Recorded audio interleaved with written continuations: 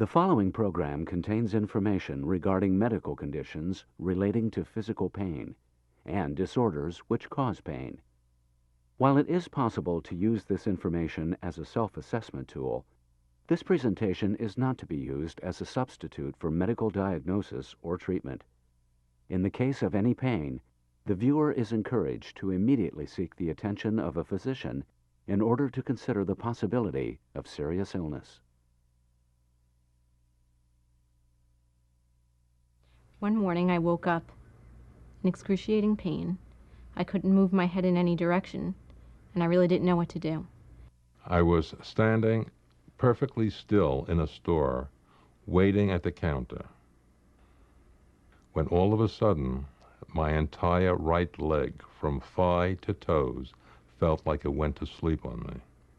I was doing squats one day at the gym, and I heard a pop in the lower part of my back, and I woke up the next morning and I was in agony. I was walking with some friends. We hit an ice patch, and I slipped. And I tried to catch myself, and I remember it was really a wrenching feeling. And I kind of heard a sound, and all of a sudden I couldn't get up. I mean, I didn't fall, but my friends tilted me to a car, and I was just paralyzed. And I was screaming in pain. I was taken home. I took a cab home, and it hurt for about a week. I was walking down the street, and I all of a sudden had a serious pain in my leg, which was shooting down from the lower buttocks down the back of my leg, and it was making it very difficult for me to walk. The pain continued to progress for that whole entire day into the next day, when I woke up and then I couldn't even lift my head up off my chest. I thought that it would just recover, as like when the blood starts circulating, but it didn't really recover, and as I walked home with some discomfort, then I found that I had a drop foot, which I never experienced before. And the person I was with, because sometimes I joke around, they said, "Stop fooling around." I said, "I am not fooling around. I cannot control my foot." And that became frightening. The most agony I've ever experienced in my entire life. I basically was, I couldn't move, and when I attempted to walk, I was really hunched over and kind of limping in a way that I had never before. The pain devastated my life. It was with me from the moment I woke up in the morning, the pain until the moment I went to bed at night. I had excruciating headaches. I had to stay in bed a lot. I didn't live my normal life like I used to run, and I couldn't go to social functions with my friends. It's intense, it's nagging, it's frightening, it's debilitating, moves around sometimes, and creates a desperation because it stops you from not only doing your life, your livelihood, but having fun. I remember studying long nights, and occasionally I would get zapped in the middle of a study session, and I would be walking across campus and just have to stop in my tracks. It was about 9 months in duration, where I was severely restricted in what I could do. I'd get up in the morning and wouldn't know how long I'd be up before I'd be crawling back into bed again. I tried everything for that pain to go away, and soon enough I was able to walk around with a hobble, with a limp, and it would not go away, and it stayed around for a year. And that's how this chronic pain turned into something which was really debilitating. So I went to see a doctor, and he told me to go for an MRI. The MRI was shocking because they found 2 herniated discs and 1 bulging disc in my neck. I gradually got worse and worse to the point that I had almost constant, like a feeling of dragginess in the bottom of my leg, like tingling in my feet. And it just progressed and got worse and worse to the point that I went to neurologists and to other physicians, even saw a neurological surgeon who I was sent to, and was ultimately diagnosed with stenosis and prescribed to have surgery. They took an MRI, and sure enough, there's a bulge. There's a herniated disc, L4, L5, L5, S1. I was diagnosed with, muscle spasms. I did rupture a disc at one point, spinal stenosis, scoliosis, all the normal things that orthopedists tell you when they look at x-rays and MRIs. Several people really told me I needed surgery. They said there was really no other way. And if I wanted the pain to go away, I had to have an operation. I was told I had a herniated disc and that surgery would be my best option. I decided to have the surgery, and it really didn't help. I was still in tremendous pain. Then I was told that scar tissue had formed following the surgery and that was the cause of my pain. I tried physical therapy. I tried acupuncture. I tried oral steroids, steroid injections. I tried everything until I remembered about a book that I had read or that I had leafed through in a bookstore many, many months ago. And this book was a thin little book by a man named Dr. John Sarno, and it said something about a connection between the mind and the back pain. I think I heard about him on the Rosie O'Donnell show. Someone who worked for her had gone to him because she couldn't walk. She had incurable tendinitis, supposedly, in her ankles. And I watched that show, and I thought, I wonder who this guy is. A friend of mine happened to mention Dr. Sarno. And then I bought his books about a month later. And that was the best thing I could have done for myself and for my back and for the pain.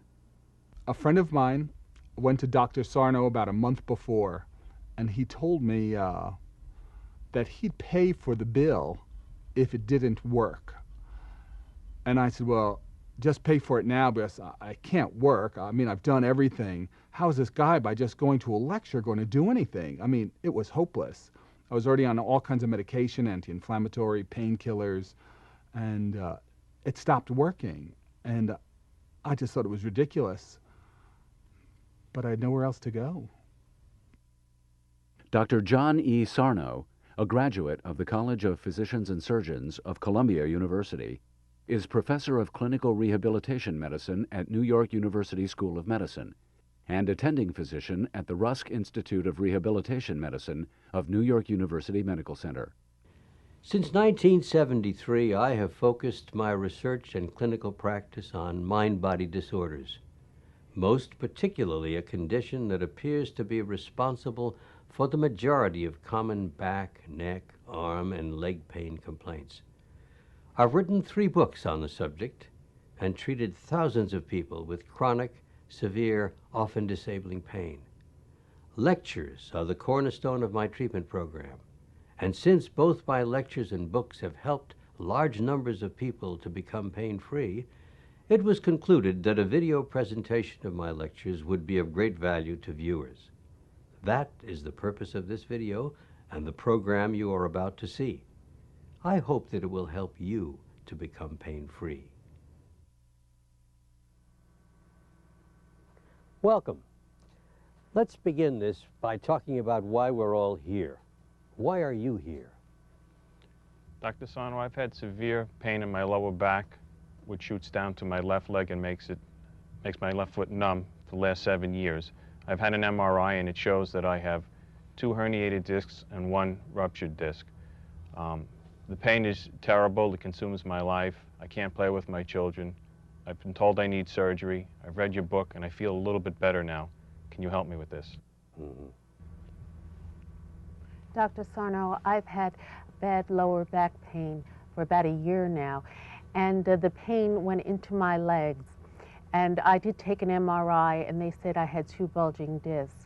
I've tried physical therapy. I've had 3 epidurals. I can't remember all the different types of doctors I've been to, and I'm still in a great deal of pain. Dr. Sarno, I've had a intermittent pain in on my right side, a sciatic pain, over the past several years. And more recently, while I was doing just a mundane activity, I was getting out of a car, matter of fact, and I felt a sharp pain and my back went out and I was incapacitated for a few days.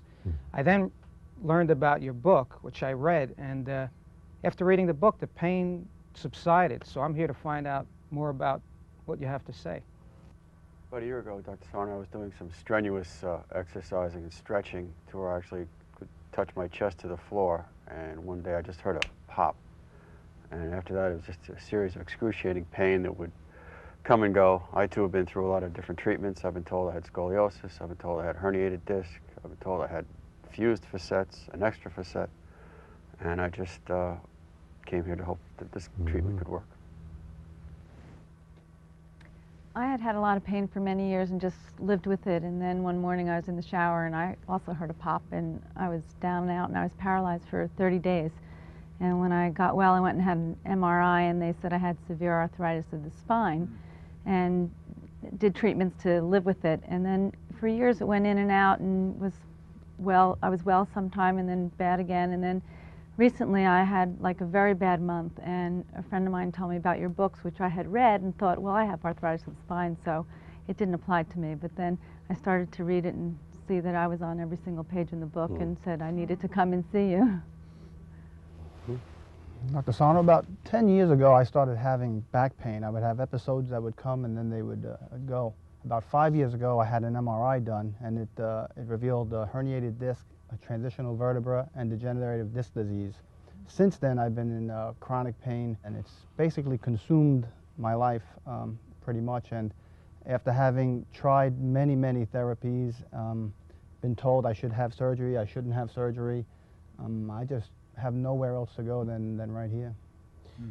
Well, it's clear that you're all suffering from some very significant and important pain in some part of your body, and I'm here to help you get rid of that pain.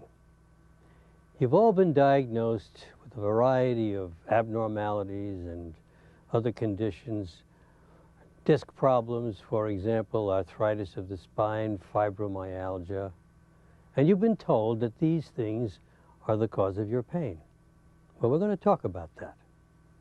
However, after spending decades studying these problems and also treating large numbers of patients with these problems, I've come up with a different diagnosis. There's something else that's causing your pain. We call it the tension myositis syndrome, TMS for short. I'm here to teach. You're here to learn. We've adopted this learning or teaching method of treatment because we've found over the years that people will get better if they learn what is actually going on. That is the true cause of the pain. That's undoubtedly why large numbers of people have been able to get better simply by reading one of my books. So this presentation is treatment, developing awareness and understanding our treatments. Before we begin, a word of caution.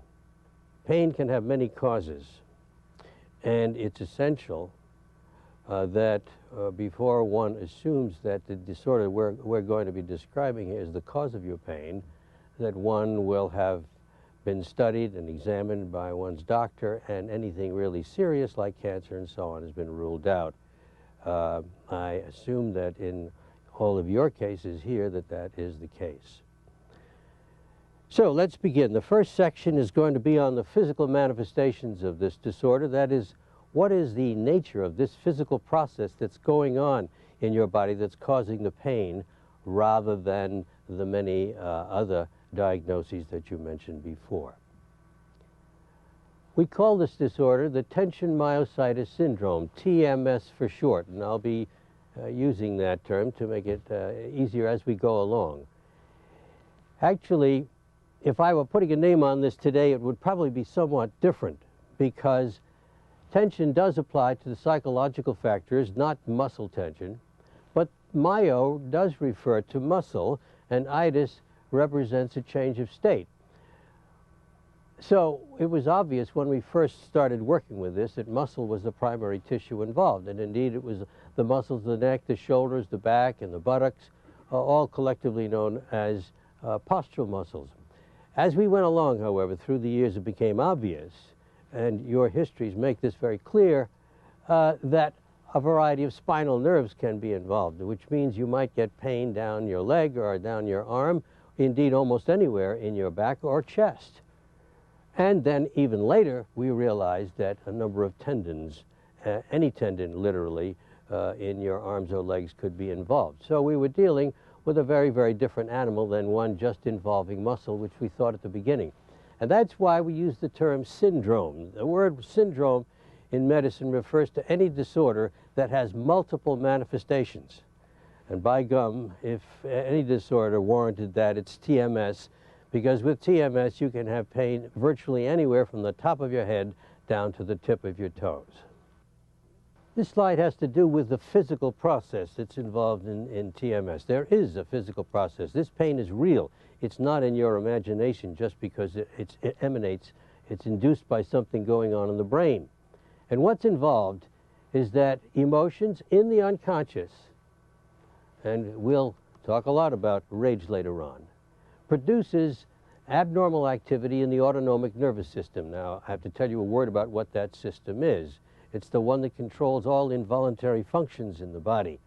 And it's at work 24 hours a day, whether you're asleep or awake. That means that most of the time it's serving you well, but there can arise occasions, as in this one, in which there's abnormal activity. In this case, it results in reduced blood flow to the involved parts of your body, wherever your pain happens to be, the buttock, the neck, the shoulders, the arm, and so on. The result of this reduced blood flow is that we have mild oxygen deprivation, and I want to emphasize the mild because it's probably only 4 or 5% off normal. The result of that, however, is that it produces pain in a variety of circumstances. The muscles may be involved or painful. If a nerve is involved, like the sciatic nerve, then you're going to get pain down your leg somewhere. You may also have numbness, tingling feelings, weakness, actual muscle weakness, or the loss of a reflex. These are very common, and this is extremely unfortunate because in general, when an individual has weakness in some muscle and there happens to be a herniated disc involved, it will be invariably blamed. That is, the weakness will be blamed on the herniated disc. But as I said, this is extremely common with TMS. And then finally, tendons that are oxygen deprived can also be painful, and this is can be a very severe problem as well. Dr. Sarno, let me see if I understand this. Repressed emotions cause changes in the nervous system. That reduces the blood flow, and that results in reduced oxygen. That's the source of the pain? Yes, and of course what makes it difficult to understand at this point is why this happens as a result of an emotional phenomenon, but it does, and of course we're going to be getting into that in great detail in a little while. Yes, it's just exactly as you said. It starts out with a situation involving feelings in the unconscious, and we end up with pain in various tissues. But what about my bulging discs? I've been told that my discs are causing the problem. Yeah, well, that's exactly what I was just saying. And of course, the problem is there's not been an alternative diagnosis around for doctors to consider. And so if a person has pain somewhere in the vicinity of a disc abnormality, well, then they are very liable to attribute the pain to that disc abnormality. The fact of the matter is, however, that a bulge anatomically would be almost impossible for it to cause pain. We'll talk more about that later. Dr. Sarno, you're saying that the cause of the pain is emotional. Are you saying that the pain is in my head and that it's imaginary? No, the emotions don't cause the pain. They initiate the process that causes the pain. And that is in your head indeed, but the process is in your body. It's real. And of course, it's a great misconception to say that the pain is in your head. All right, we're going to look at the 3 types of tissue that may be involved in this disorder. First, muscle, and then nerve, and then tendon. Let's start with the muscles. TMS tends to involve only muscles in the back, the neck, the shoulders, the low back.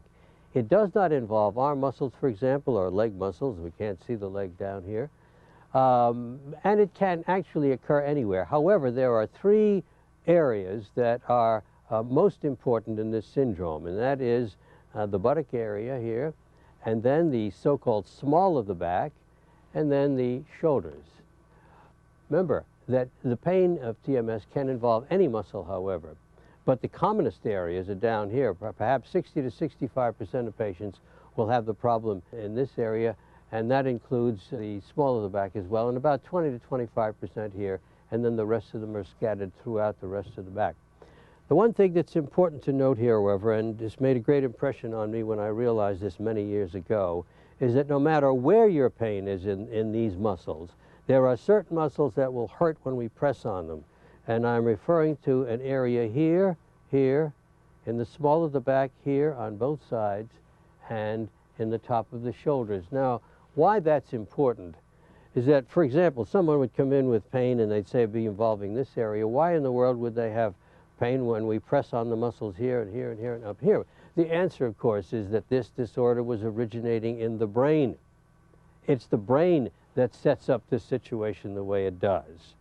And it is not, as we've been saying and will say over and over again, the result of some local pathology. I've had severe pain in my leg along with my back pain. Are those muscles involved too?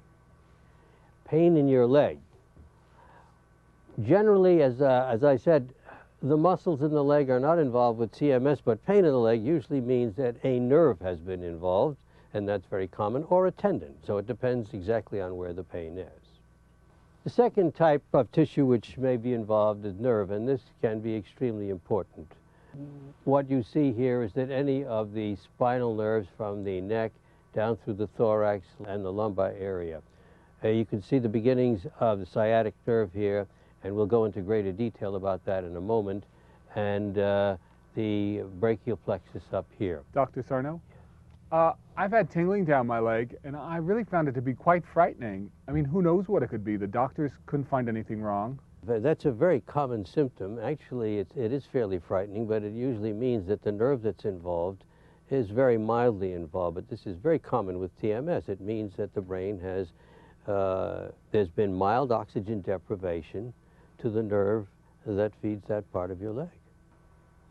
Now here we see in much greater detail the sciatic nerve is formed by branches from 5 spinal nerves, sacral 2, sacral 1, lumbar 5, lumbar 4, lumbar 3. That means that if your brain decides to involve this area and these spinal nerves and or the sciatic nerve, you're going to have symptoms down your leg. Pain, numbness, tingling, weakness, the loss of a reflex. If the higher spinal nerves are involved, those that do not feed into the sciatic nerve, then you may get symptoms in the upper front part of the thigh, and indeed some patients have symptoms in the groin area. If we go even higher, and these are involved much less commonly than the lower ones, then you may get pain across the abdomen or further up, pain across the chest. Here we see the 5 spinal nerves that contribute branches to make up the brachial plexus. Brachial plexus up there in the shoulders are not like the sciatic nerve down in the leg. All of the nerve function is going through here down into the arm and hand. So if these spinal nerves are involved or the brachial plexus is involved, and I'm inclined to think in most cases where the pain is in the neck and shoulder and arm and hand, it is the brachial plexus that's involved rather than the spinal nerve. However, very, very commonly, when people have pain in the neck, shoulder, and arm, and their x-ray shows a spur in the spine here, the pain will be attributed to that spur, and the patient will be told that they have a pinched nerve. That's a very, very common diagnosis. Dr. Sarno, I was told that I had a pinched nerve, and that was the cause of the pain in my arm. Are you saying that that wasn't?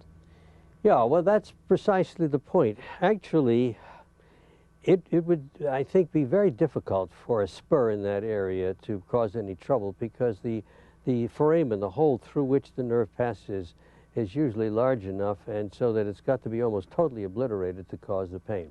Now, as I said before, the problem is that in the absence of an alternative diagnosis, usually what will be done is that the pain will be blamed on some obvious structural abnormality, and that's what happens with the pinched nerve. Now, these are nerves. This is a disc, and that's what the purpose of this illustration is, to talk to you a little bit about discs. Unfortunately, we must, because it's an extremely common diagnosis, that is, various abnormalities of the discs, which often leads to surgery, as you well know. The disc is placed by nature between two vertebral bodies in order to take up the shock. It also allows for twisting to occur. Unfortunately, in certain areas, as in the middle of the neck and the lower end of the back, the discs tend to wear out, and when they do, then you may have this thick material inside the disc. It's a little bit like toothpaste pushing its way out. When that happens, you get a bulge. Now, as I said before, bulges rarely, because of their location, can cause any problem. However, this may then give way, and then this material comes out, and indeed it may come out and even surround the nerve that's nearby. Now, the point is this: that is uniformly believed to be the cause of pain. But in the many, many patients that I've treated with this disorder over the years, I have found that in the majority of cases, the herniated material is innocent. It is not causing the problem. Instead, there is TMS going on involving that nerve or involving the muscles above it. I was diagnosed with bulging discs, and they said that that was the source of the pain. So you are saying that that is not what is causing the pain? No, as a matter of fact, in the next visual you'll see some very strong evidence. As I said, personally I don't see how it could possibly cause the pain. This gives direct reference to what you're asking about. This group of doctors under Maureen Jensen published a paper in 1994 in the New England Journal of Medicine, one of our most prestigious medical journals. They did MRIs, magnetic resonance imaging, on 98 people with no history of back pain. And you can see that only 36% of these people had never had back pain. Only 36% had normal discs. The rest of them had bulges at one or more level, or they had protrusion, or they had actual extrusion. Now, I have had many, many patients with extruded, not just protruded disc material, and it turned out that this was not the cause of the pain. Now, this is very, very important information because it indicates that these problems involving, or these abnormalities, let's put it that way, because they're not really problems, involving the discs are really part of the normal aging process. But you know, this aging process starts when you're in your teens, believe it or not. Most radiologists do not expect to see a normal disc space between the fifth lumbar vertebra and the sacrum down at the end of the spine. And that's because these changes are a little bit like, some people have said, like gray hairs of the spine. In other words, it's part of the normal aging process. Dr. Sarno, I had surgery for a herniated disc which was pressing on my sciatic nerve. The surgery didn't help. I still have pain in my lower back and down the back of my right leg. It's very frustrating. Now they tell me that the disc material that was removed has been replaced by scar tissue, which presses on the nerve and causes pain. Is that true? Well, the scar tissue is undoubtedly there, but in my experience, it's totally benign. The chances are that you're having your continuing pain because you've got TMS, not because of the scar tissue. You know, that's brought up from time to time, and I usually say to patients, just think of the millions and millions of people that have had chest and abdominal surgery for a variety of things. Do they ever get pain because of scar tissue? Enough said. Now, the purpose of this is to talk about the various tendons that may be involved. Remember, now we've talked about muscles, we've just finished talking about nerves, and now we talk about tendons. This, again, is a very common part of this syndrome, and it's important for you to know all of these things, because if in the future you should ever get some kind of a recurrence, for example, pain around the knees, you want to be able to say, well, maybe that's TMS, I better call up the doctor and find out. There are many tendons around the knee, and this is one of the popular spots for TMS to occur. The pain may be blamed on something called chondromalacia, which is a roughening of the underside of the kneecap, the patella. It may actually be blamed on a minor tear of the meniscus, that is the cartilage in the knee joint. These tears are apparently very common, and sometimes they're big. In that case, something needs to be done because that usually will interfere with the movement of the knee. But in most people, they're minor, and therefore one must be aware of the fact that the pain of TMS may be blamed on such a thing. You can have involvement of the tendons at the top of the foot. You can have involvement of tendons of the shoulder here. It's very common there. Again, they're blamed on something called bursitis, or more recent years, since the MRI has come in, more commonly the pain will be blamed on what's known as a rotator cuff tear, and some of those come to surgery as well. So it's very important to know. Now, this is the site of a modern epidemic known as carpal tunnel syndrome. No one in this group apparently is suffering from that disorder, but we want to talk about things of that sort because epidemics characterize what happens when people get mind-body disorders, which TMS is, and when they're not recognized by the medical profession for what they are, when instead the blame is attributed to some structural abnormality or something of that sort. Dr. Sarno, my father's had bursitis of the shoulder for the past several years. Are you saying that this is TMS? Very likely, because there's no reason. Actually, the bursitis diagnosis is made nearly as frequently as it used to be. Now, more often, they will attribute the pain to a rotator cuff tear.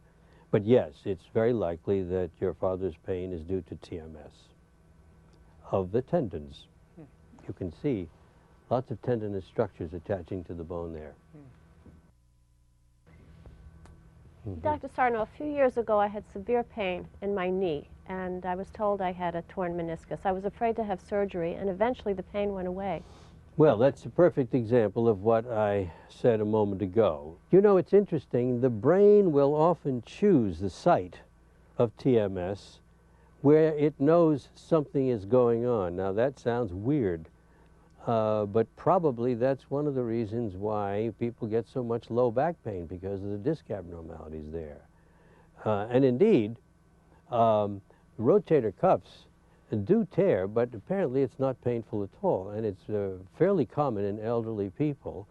And so one must be very suspicious that an elderly person complaining of shoulder pain and is told that it's rotator cuff tear, that this is, again, probably an example of TMS. A very, very important subject here. It has to do with when you have the pain, that is both in terms of time and also under what circumstances. And what I've found over the years is that what determines these is not the physical problem of TMS, but actually how you have become programmed, or to use the technical term, conditioned a la Pavlov. And look at some of these common ones, sitting, and what could be more benign than sitting, and yet many, many patients will complain, patients who have low back pain, that the sitting brings it on or makes it worse. Standing in one place, walking, of course, although it's very interesting, depending on how you're programmed, some people will say, if I have problems doing these, I feel better when I walk. And then the next patient will say, walking brings on the pain almost immediately so that I have to sit down. Now, these patients may have exactly the same situation in virtually the same place. These are things that will bring it on. In some patients, they tend to have more pain during the day than at night. Some patients will tell you that the pain gets worse as the day goes on, and others will tell you the very opposite, that it gets better as the day goes on. Mind you, we're talking about essentially the same problem. And there are dozens of other patterns. Why is this so important? Because you must not think, if this is your pattern, that sitting is bad for your back, or standing in one place is bad for your back. It's essential for you to know that's only the way you have become programmed.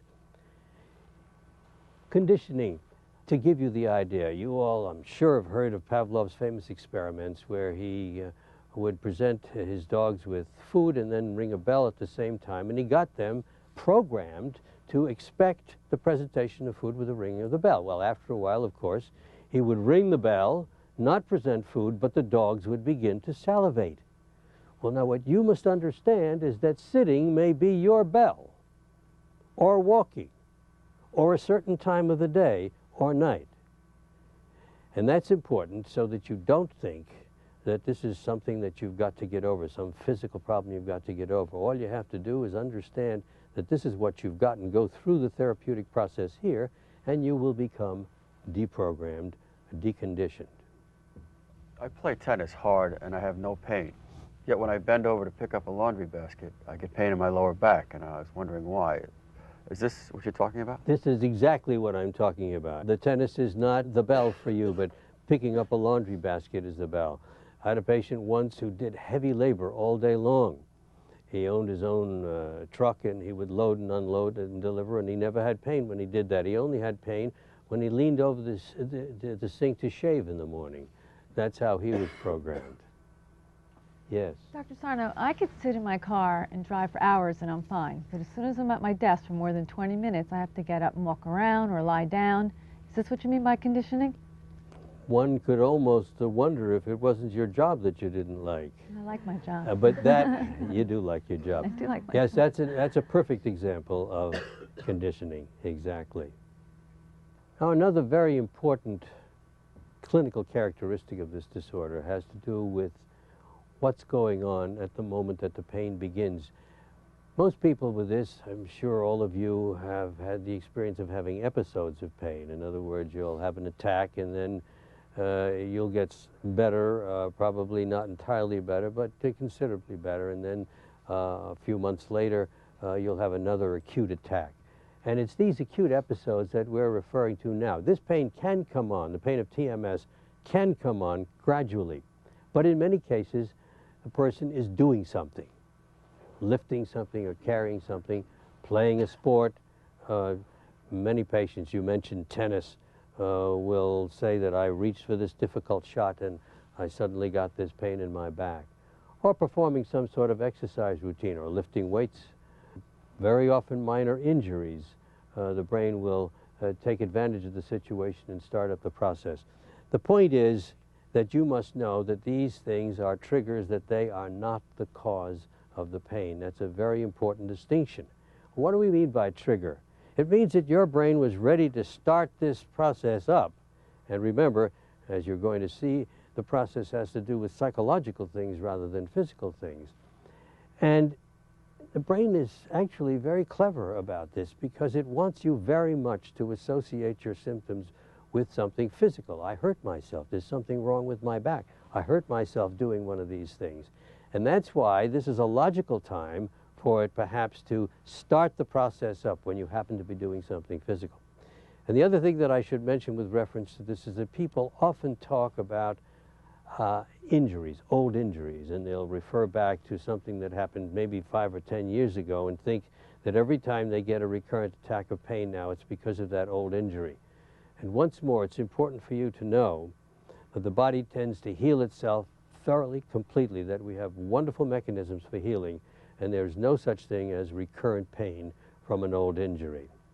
Dr. Sarno, a number of years ago, I know I overexerted myself by picking up a box that was too heavy for me to pick up, and I've had pain since. Are you telling me that I didn't hurt or injure my muscles? I'm saying exactly that. That was your trigger.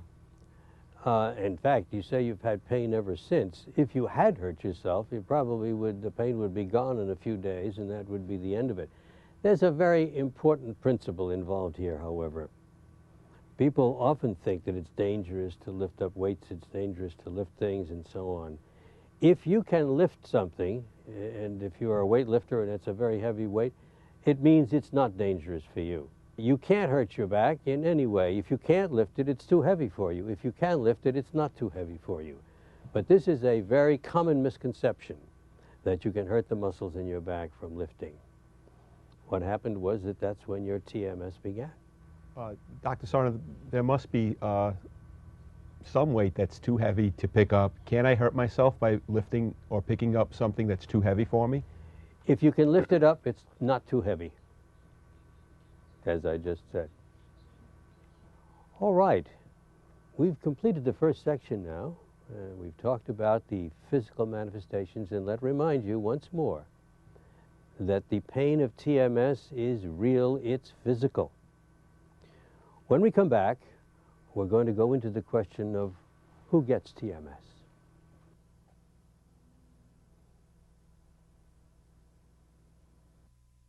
At first, it just was so radical to think that the pain was not coming from my discs in my neck, and everybody, physical therapists, everybody had told me that's where it was coming from. So for someone to say that's not at all where it is coming from, it was shocking to me. When Dr. Sarno told me that the herniated disc was not the cause of my pain, and that the scar tissue following surgery was also not the cause of my pain, I was actually relieved. He said it was TMS, and I had hope then that the pain could actually go away. I believed Dr. Sarno when he said the arthritis was not the cause of my pain, because when he said that if it was, I would be in pain constantly. And I thought that that was absolutely right. Why does the pain come and go? Sometimes it would even go from the right side to the left side. When I was told by Dr. Sarno that I had TMS, it was like being told you won an award. I really had tremendous confidence in him. And when I heard his diagnosis, I knew that I was going to be okay. I can't say that I was totally surprised. The thing that really blew me away was that he had a method for helping you deal with it. Once you recognized and you accepted that that's where the pain was coming from, he had an actual plan to help you rid yourself of it. The pain was always at its worst when I was sitting behind the wheel of my car driving. The fact that I'm prone to road rage probably has a lot to do with that. I had to stop believing in all the things that they told me that I shouldn't do, like sitting in chairs that were not good for my posture. I was scared to bend, I was scared to move, I was scared to lift, I was scared to stretch, I was supposed to sit and stand. I mean, everything was programmed fear. I was totally programmed. When Dr. Sarno referred to these things, I found myself in many of them. Particularly for me, one of them lifting of heavy objects. You know, everyone had told me, don't lift this and don't lift that, or you might cause further damage to yourself. So I refrained from doing all of those things. It was extremely hard to put aside all the doctors and all the literature that told me this was a physical problem. But it was a challenge that I was ready to accept for one simple reason: nothing else was working. All right, now we're going to take up the very important subject of who gets TMS. Unfortunately, it tends to occur very widely and goes under many different names. This is the reality, and I make no apologies for it, although certainly I'm very often asked by doctors how this disorder can involve so many different parts of the body. Most low back and leg pain, and as I said before, that probably 60 to 65% of people who get this get it in the low back. Most pain involving the upper back, the neck, the shoulders, and then radiating down into the arm. The whiplash syndrome, and we'll have occasion to speak more about that in a little while because that's a very important subject. And most of the common tendinitises, we've said here ankle, knee, wrist, elbow, shoulder. I've seen this in virtually any and all of the tendons in the arms and legs. Dr. Sarno, my sister had to quit playing the piano because every time she sat down to play, she would get incredible pain in her right wrist to the point where it became unbearable. And she was told that she had tendinitis, but she never got this pain when she did other activities. Could this have been TMS? Yes, very likely, and that's a perfect example, incidentally, of programming. In other words, she was programmed to have the pain only when she sat down at the piano for whatever reason. But that's a very, very good example of a TMS tendinitis. Now, other disorders that appear to be part of this syndrome, this TMD stands for temporomandibular dysfunction. It used to be known as TMJ, and that might be more familiar to a lot of you, temporomandibular joint syndrome. It refers to pain in the face, and I've found that many of my patients who come in for other reasons will give a history of having had that, and indeed when you palpate the jaw musculature here, they still have a little bit of tenderness in that area. So that's a very common manifestation. Something called a piriformis syndrome, which refers to pain in the buttock area, blamed on a muscle that's in there, and actually I find this to be a no diagnosis as far as I'm concerned. The carpal tunnel syndrome, we'll also have more to say about that, which involves the wrist and produces symptoms in the palm of the hand. Repetitive stress injury, of which carpal tunnel syndrome is one of the manifestations, but there are many others. We'll talk more about that. Fibromyalgia, which is a painful disorder, is very much part of TMS, but it happens to represent a more severe manifestation of TMS with pain in many different locations rather than located in one or the other, as with most people who have this. And also there appear to be emotional factors associated with this. Very often people with fibromyalgia will have sleep disturbances, anxiety, depression. This is a real problem because this is of epidemic proportions in the United States today. It tends to occur in women more than men. Actually, the ratio is about 10 to 1. And it is an enormous public health problem because the patients are informed that the cause of this disorder is not known, and they have to learn to live with it. Myofascial pain, that's a thing that's been around for a long time, refers primarily to pain somewhere in the back area here. And then post-polio syndrome, which is extremely interesting. One sees this in people who have had polio with residual involvement, usually of the lower limbs. We used to see many of these patients years ago. We don't see very many now. But those that do have it and who happen to have pain anywhere in the leg or in the low back, they will say that this somehow is related to the polio. And in my experience, this simply is not so. 30 years ago, when I saw a number of patients with polio who had all kinds of deformities in their legs, a shorter leg, a wasted leg, and so on, but they never had pain. It's because of the spread of these pain problems now that people with old polio, whose limbs tend to get weaker as they grow older, are probably having TMS because of their unhappiness about what's happening to them physically. Dr. Sarno, I was told that the cause of my fibromyalgia was unknown and that I'd have to live with it. Are you saying that isn't so? Well, that's precisely the point. That's apparently the general view out there in medicine, that the cause of fibromyalgia is not known. And that's simply because I don't know how many doctors are aware of TMS, but that's because in general they do not accept the explanation that TMS is the cause of fibromyalgia.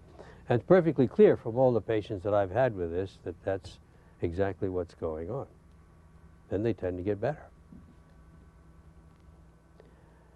Now, we've sort of made reference to this already, and this is very, very important. In other words, what are the things that are going on in the body that are liable to be blamed for the pain? Osteoarthritis is what we referred to before, the normal aging changes, gray hair of the spine, so to speak. And they are routinely blamed for pain if there's nothing else to blame the pain on. And it is essential for you to know that this is not a painful disorder. This is not like rheumatoid arthritis, which is entirely different and which is a painful physical disorder. Disc abnormalities, again, you remember the visual that we had before pointing out that study that was done by Maureen Jensen and her colleagues, where 64% of 98 people with no history of back pain had a variety of disc abnormalities. This demonstrates the fact that these are probably very common.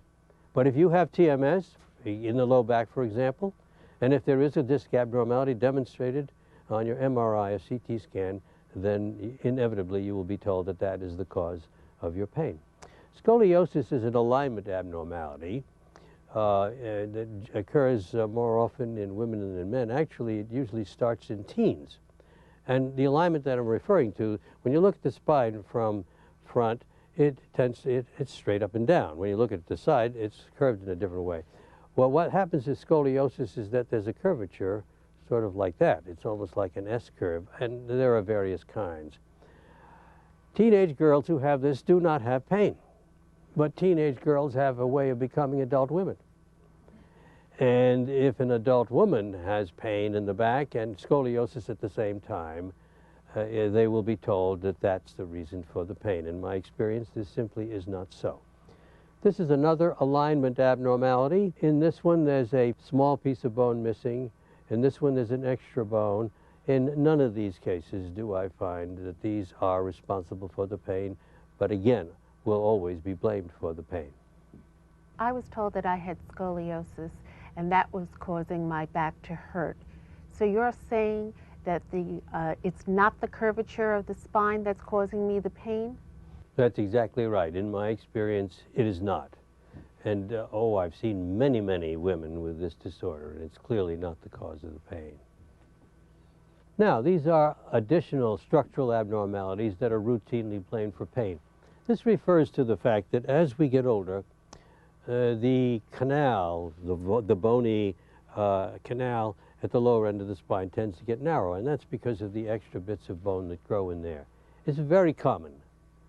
And I think in all the years that I've been doing this work, I've seen perhaps 1 or 2 patients in whom the stenosis was the cause of the pain. Actually, in those cases, it was usually a neurologic change that was much more important than the pain. And these were very, very elderly gentlemen in their late 80s. In general, I find that this is not the cause of pain. Arthritis of the hip joint, again, this is a real problem because, once more, the arthritic changes in the hip joint may not be responsible for the pain, but if a person has TMS involving that area and the x-ray shows the arthritic changes, invariably the pain will be blamed on those arthritic changes. So this is something we always have to be careful of. Rotator cuff tear, we have already mentioned the fact that this is a common diagnosis in people who have shoulder pain. We've already also mentioned the fact that minor tears of the cartilage in the knee joint will be blamed for the pain, and chondromalacia, roughening of the underside of the kneecap, often blamed for pain, but in my experience that these are due to TMS in the vicinity involved. Dr. Sarno, you mentioned the knees. I have back pain and I have knee pain, but they never occur at the same time. Why is that? Well, that's a perfect example of the way TMS works, because in general, the brain only needs one site of pain at a time. And I've had many patients with stories like that, there are 2 different places, but they don't seem to hurt at the same time. And that's the reason. They're both due to TMS. Neither of them is due to an underlying structural abnormality. If you have TMS, it means by definition that there's nothing wrong with your back. Now, that may be hard to believe when you've got severe pain to the point of disability. In that regard, I might say that paradoxically, TMS can cause more severe pain than anything else I know in clinical medicine. As a matter of fact, many of the structural abnormalities that are blamed for the pain couldn't possibly cause the amount of pain that people often have with TMS in the widespread areas, the whole lower back and going down one leg. So as strange as this may sound, if you have TMS, it means that there's nothing wrong with your back. What you call TMS is causing my pain. Is that doing any damage to my body? Glad you asked the question, a very important point. You will recall that we said that the physical reason for this is mild oxygen deprivation. The result is that although we get symptoms, pain, numbness, tingling, weakness, and so on from this, we do not have nerve damage. In all the years that I've been doing this work, I have never seen a patient who had any evidence of permanent damage, either of the muscles. The muscles are actually very, very tough, but nerves are much more sensitive, but I have never seen a case of permanent damage from involvement of nerves with TMS. Sometimes I'm in incredible pain. It's hard to believe what you're saying. Could mild oxygen deprivation be causing such severe pain? If you bear in mind how important oxygen is to normal physiology, then perhaps it won't be so surprising that even a small deficit in the amount of oxygen feeding an area can cause severe pain. And remember what I said a moment ago. Paradoxically, this disorder can cause more severe pain than anything I know of in clinical medicine. Yes? I don't understand, Dr. Sarno. I had surgery. Are you saying that even after surgery there's nothing wrong with my back? Again, that's very important. I've had, of course, many patients through the years who have had surgery prior to coming to see me. And I have to tell you, and I hope that it's reassuring and comforting to you, that I do not believe the surgery does any damage whatsoever. So that you can rest assured that all of your symptoms are coming from TMS.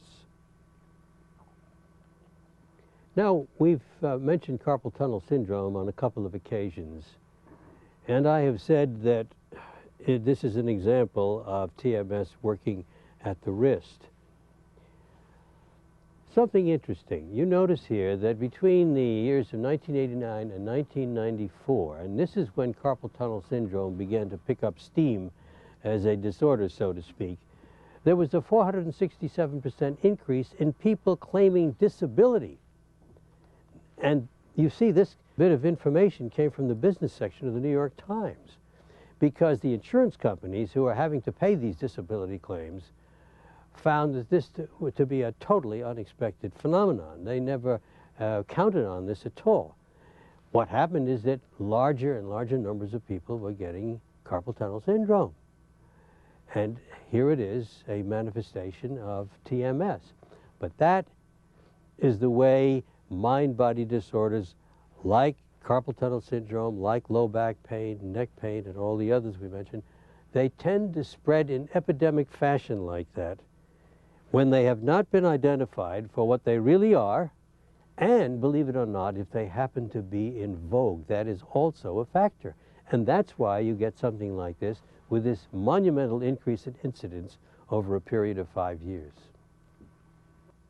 Dr. Sarno, why didn't people who worked on typewriters get carpal tunnel syndrome? Exactly. Why did not the small army of men and women who pounded typewriters from the beginning of the 20th century never develop the carpal tunnel syndrome? And certainly a typewriter was a lot harder to work, particularly in the early days, than a computer keyboard. Oh, I forgot to mention, that was the major source, so to speak, of carpal tunnel syndrome. It was blamed on working at computer keyboards. Actually, what's happened since then is that almost any repetitive job will bring forth this, so that you've got people who work with screwdrivers are now getting carpal tunnel syndrome because of that repetitive motion.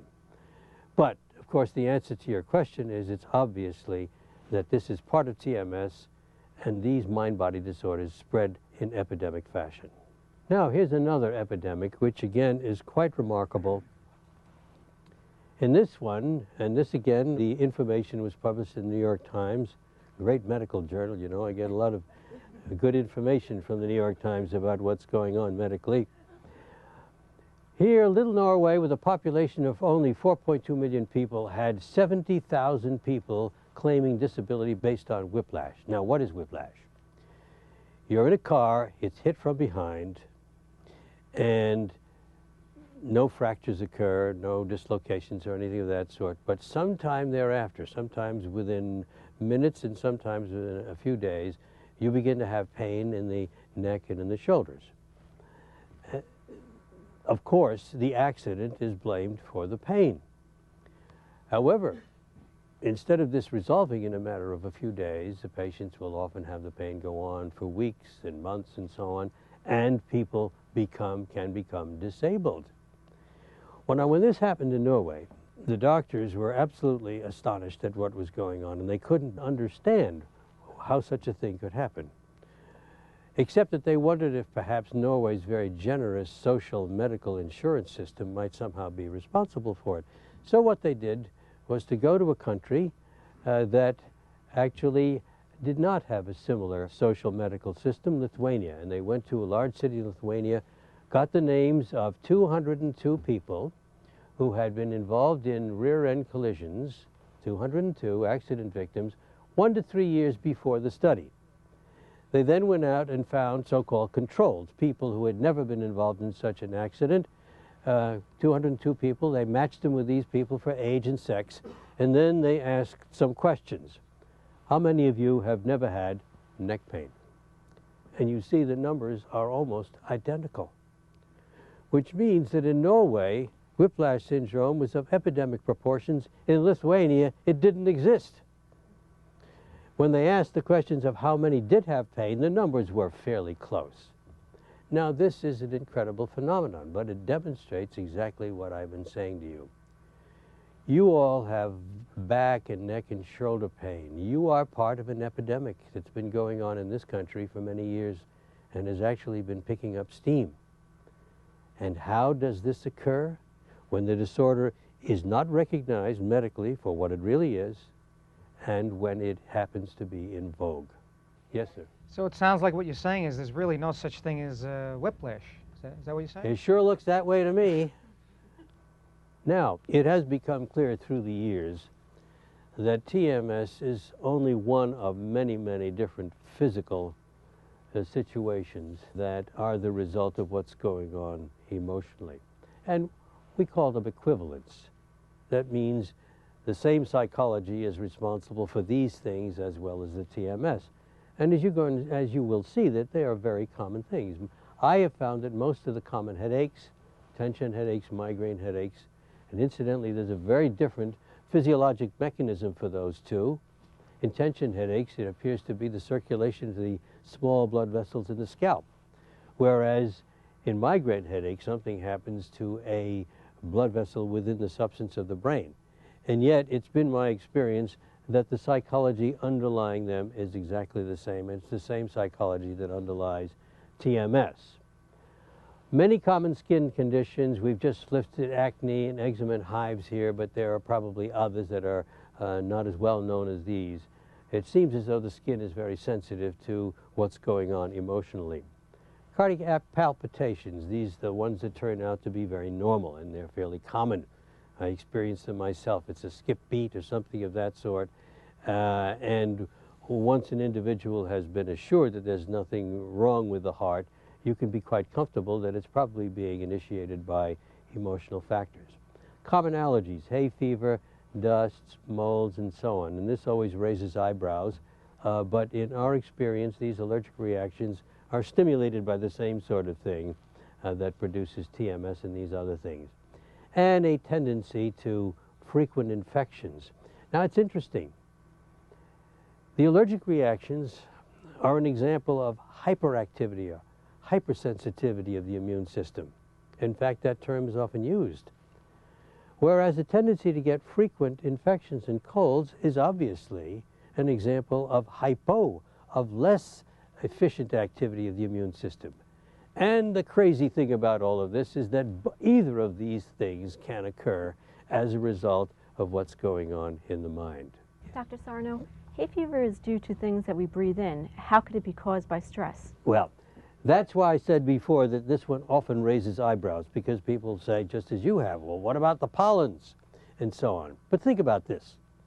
Suppose there are 10 people standing in a field of pollens, and only 3 of them begin to sneeze. What's the difference between the 3 and the other 7? The difference is that the brain, in this instance, is using the immune system to produce symptomatology, whereas in the other 7 people, it doesn't have to do that. So the tendency to react to the substance that you're breathing in is brought on by emotional factors and other ones. And of course, everybody is familiar with the common upper gastrointestinal problems, heartburn, reflux, which has become very common in recent years, hiatus hernia, pylorospasm. I actually put ulcer at the end of the list, although they're all part of the same thing. People these days are being told that ulcers are caused by bacteria. Well, I believe the bacteria are there, and incidentally, they're not there in everybody who has ulcers. That's something to bear in mind. I think they're there, but they're part of the process. What initiates the process, as far as I'm concerned, is still psychological factors. And then there are the lower intestinal things, the irritable bowel syndrome, colitis, constipation.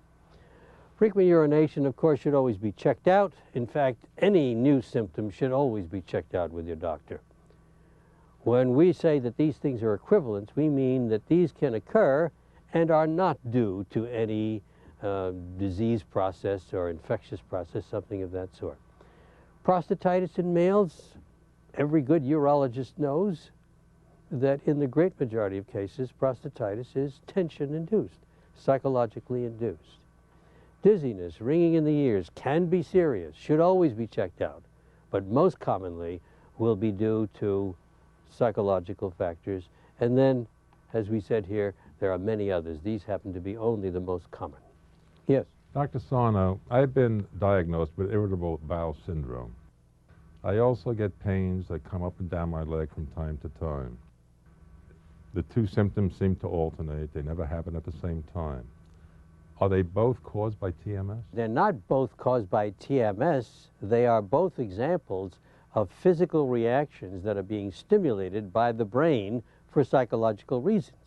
So they are equivalents of each other, and as I said before, the brain obviously feels in most cases that it doesn't require two physical things to be going on at the same time. So you either have the irritable bowel syndrome or you have the evidences of TMS in your leg. Yes? So what you're saying is that emotional factors are at the root of all these things.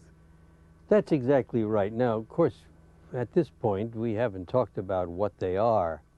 If we want to talk in very general terms, we can say tension or stress, because indeed those are terms that are better known. Yes, things like that are responsible for all of these, as well as TMS.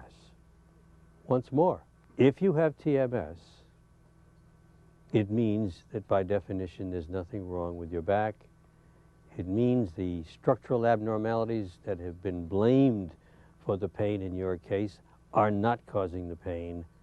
It means that the reason for the pain is a mild physiologic alteration in the circulation of blood to various parts of your body. And that is harmless, but potentially extremely painful. Dr. Sarno, Yes. what you're saying is I should put aside what I've been told about what's been causing my pain? Yes, as a matter of fact, I think that's a very good phrase.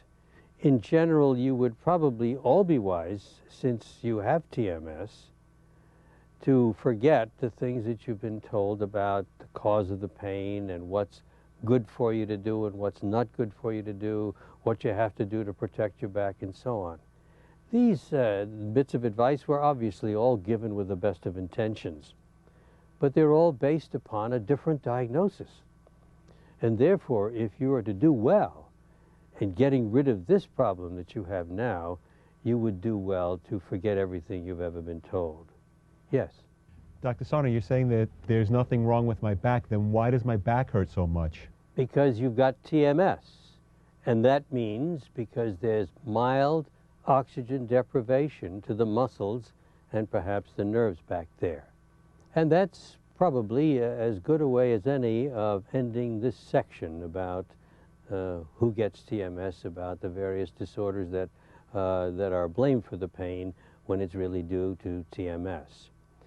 Now, when we come back, we're going to go into the all-important and, of course, the crucial subject: what is the psychology behind this disorder?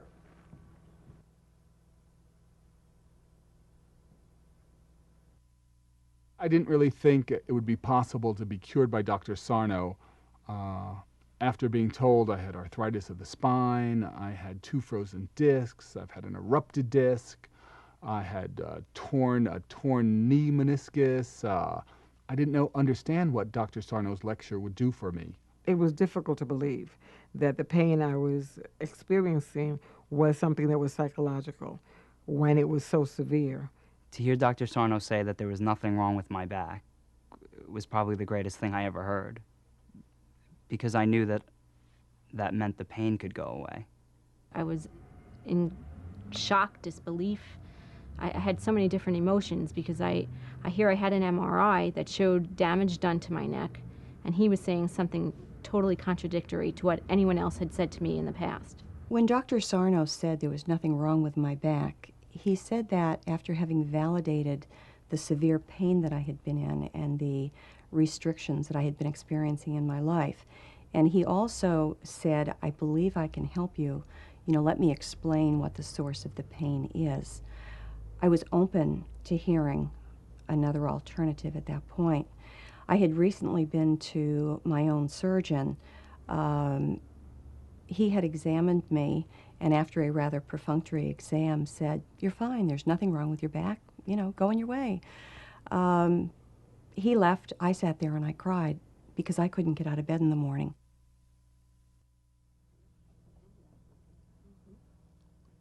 And now we come to what is obviously the most important part of this presentation, and that is, what is the psychology behind this physical process? I bet you didn't know you had three minds. We all do. We know all about this one. That's obvious. What we're totally unaware of course, are these two. And the one of these two that we are interested in this presentation is this one. Very often these two terms are used interchangeably, but they shouldn't be. This one refers to feelings, emotions, below the level of consciousness. While this one is very interesting, it has to do with extremely important functions that make us what we are. The ability to communicate, speech, language, the ability to think as we do, to create, to remember, and so on. All of that goes on in subconscious mind and more, but that's not what we're interested in discussing today. About the only thing that the subconscious is of interest in terms of what we're doing now is that this is where we learn. And as we said before, you are here to learn, because it is your knowledge of what's going on that is going to free you of your symptoms. It's impossible to understand this process unless we know a little bit about how the mind is organized, and you're, I'm sure, familiar with these terms that were first used, invented, so to speak, by Freud, and he was talking about different qualities or capacities of the mind. This one we're very familiar with. Incidentally, this one is both in the conscious and in the unconscious mind. It's, we can refer to this as the conscience. It tells us what's right and wrong, and we're going to get into the whole question of the kinds of personality factors that are important for this. This you might call the captain of the ship. It's sort of the part of the mind that seems to make decisions, that mediates when there's conflict between different parts.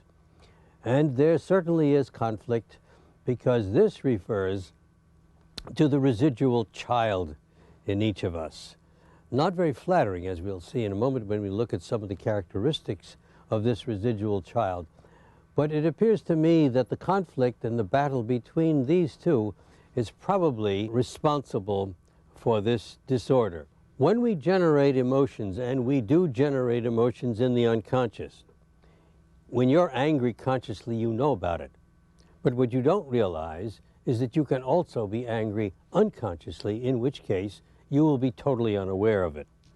Any emotion that's generated in the unconscious that is undesirable, embarrassing, and unacceptable for whatever reason is repressed. That's a normal process. And as you can see, what goes on with TMS has to do with this process of repression. These are some of, as you see, those troublesome, undesirable, unpleasant characteristics of the unconscious id. In other words, the child, or that represents, we may use the idea of a child as representing the overall characterization of the id. It tends to be illogical, irrational, I mean just the opposite of what we try to be consciously. It has characteristics of the wild, and indeed even of the savage. There is left over in every one of us the propensity, or the possibility, that is, for savage behavior. Narcissistic. This may be one of the most important characteristics. What it refers to is that the id is totally self-involved, has no interest whatsoever in being an adult, in being concerned about others, and so on. It's motivated entirely by pleasure, and also by the lack of things that tend to be unpleasant. Now that's extremely important in this. This goes along with that, of course, it's selfish. We've already mentioned that it's only pleasure-oriented, intolerant of the pressures that we may have to be perfect or good, intolerant of the pressures that we may have from life, which we understand very well. If I were only allowed one visual for this whole presentation, I would select this one because it really tells the whole story of TMS. We've talked already about what it is, and we've said that, of course, it comes about as a result of brain activity. Now we're talking about why the brain does that. And what I have concluded after many years of working on this problem is that the brain is aware of the existence in the unconscious of this. It sounds like a strong word. In fact, the fact that we don't feel any of this, that consciously we're totally unaware of it.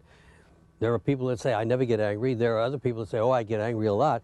But they're not talking about this. This is rage, and it's in the unconscious mind. Now, we said a moment ago that the brain will automatically repress any unpleasant, undesirable emotion.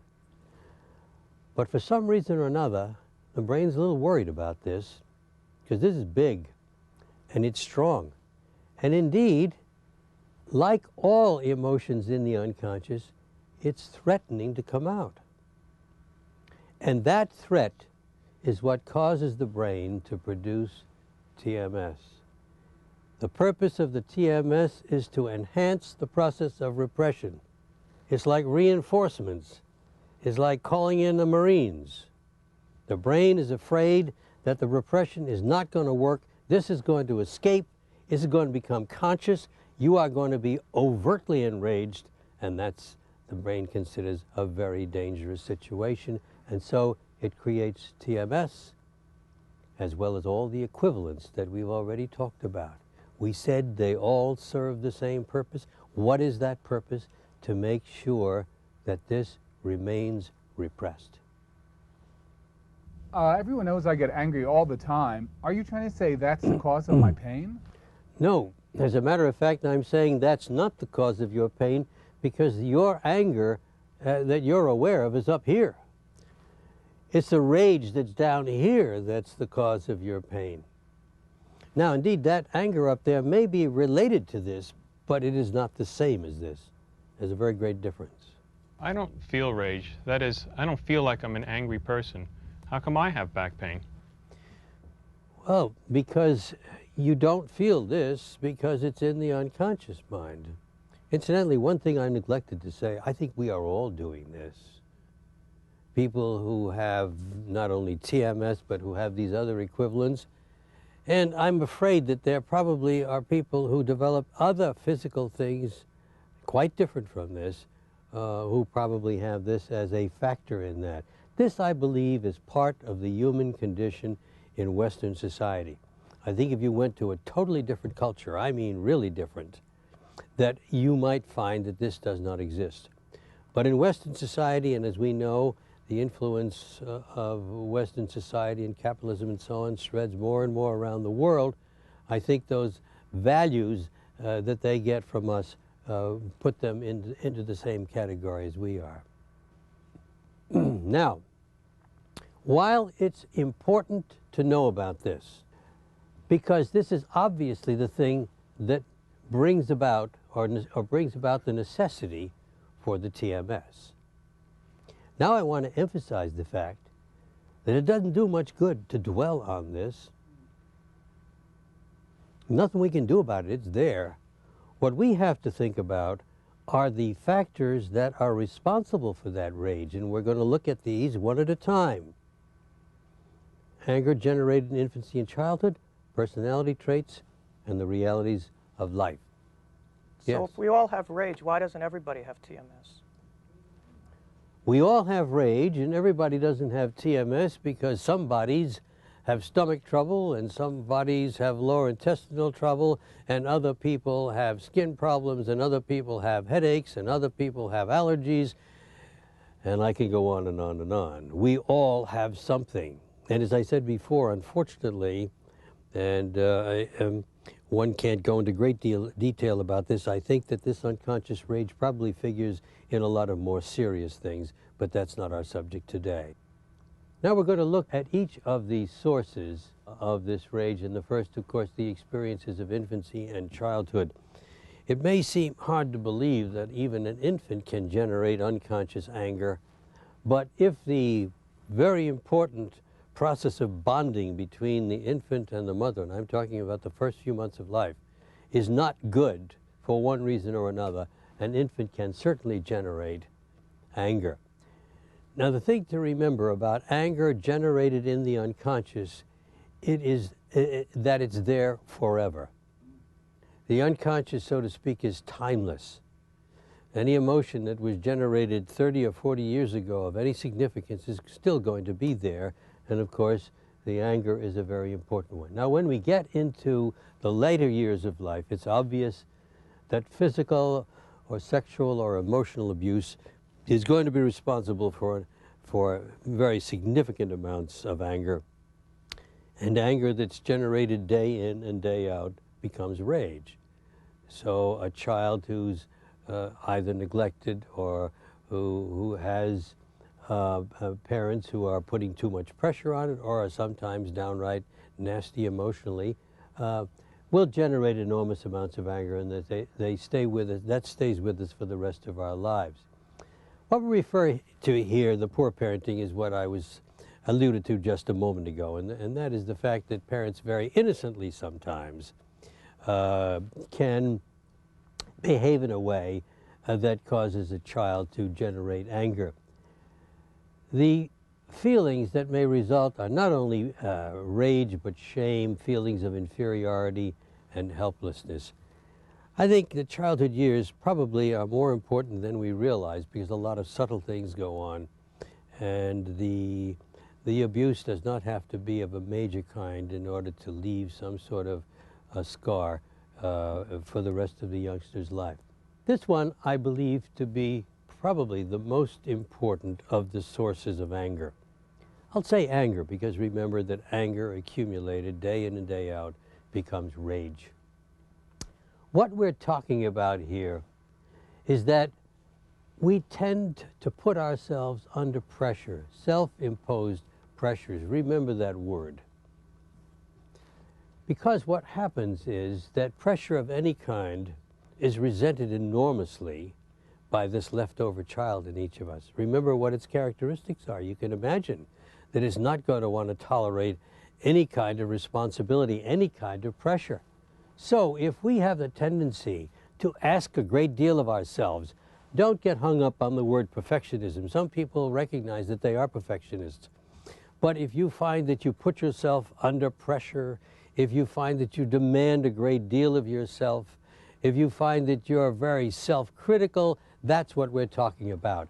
And that is what is resented enormously by the unconscious mind. By the same token, and I tell you, when I realized this, it took me by great surprise, and it was quite a while before I came around to realizing that this could be just as powerful as this in inducing internal anger. That is the need to be a good person, to want people to like you, to have a tendency to do things for people, have the caretaker propensity. Both of these produce an enormous amount of internal anger. I find that those two are the primary psychological factor in most of the people that I deal with. Last summer, I collected statistics on 100 consecutive patients that I saw over the summer, and that was far and away the most common set of characteristics that were responsible for this. There are other things that may contribute, actually, to the internal anger, a tendency to feel guilty, feelings of dependency which are not met, and incidentally, that's one of the things that's also characteristic of the unconscious mind, that deep down inside, again, like the child, we would all like to be taken care of. These are enraging. Yes? Dr. Sarno, you've described me to a T. I'm a bit of a perfectionist and I'm very driven. But this drive has really worked for me in helping me be successful in business and in my relationships and in my personal life. So are you saying that this personality trait is actually causing unconscious rage? Well, of course, there is the story. I mean, this is the situation that we humans have to deal with. On the one hand, and I guess I didn't say it, these are obviously wonderful personality traits for a variety of reasons. They get us where we want to be. They often set us up very well with our people that we're related to, either personally or in business and so on and so forth. So surely these are wonderful traits. And, but the fact is that the reality is that they have another totally different reaction inside. And it's our inside reaction, unfortunately, that's responsible for this syndrome. Dr. Sarno. Yes. I would just like to understand why the drive to be perfect and the need to be good would be qualities that would cause rage in the unconscious. Only because of the way our minds are organized. Only because there's a leftover child in every one of us that resents this. And it is this is the theory that I've come up with to explain this, because I really can't explain it in any other way. It must be that the pressures on this leftover child in us are enraging. And that's what happens. And of course, this is generated in the unconscious, so you're not aware of it. And finally, we come to perhaps the easiest one to understand: pressures that are the result of our life circumstances. No one needs to explain this. Family matters, marital harmony, actually just maintaining a good relationship is a pressure. Being a good parent to your children is a pressure. Being a good child to your parents is a pressure. So there doesn't really have to be trouble, but obviously if there is trouble, that means that the pressure is going to be even greater. Taking care of elderly parents, this is such a common thing, because one's feelings about the parent usually are warm and so on. We're assuming a very good history and a good relationship. But if they require a great deal of care, it's like the same thing that is involved in taking care of children, particularly young children. An enormous amount of care is necessary. You react to it consciously in an appropriate fashion, but your nasty unconscious is just the opposite. It says, that's too much work, it's too hard, it's too tough, so on. So we must be aware of these two very, very different kinds of reactions that we have. Financial problems, obvious. Illness, obvious. These two are not so obvious, and that is that very often the contemplation that we're getting older, particularly when you get into some of the later years, although I think that I've seen this in people in their 40s and 50s, the contemplation that you're getting older can be very, very disturbing at an unconscious level, and we get angry. We get angry at things inside that aren't just exactly the way we'd like them to be. And the same thing goes to the awareness of mortality.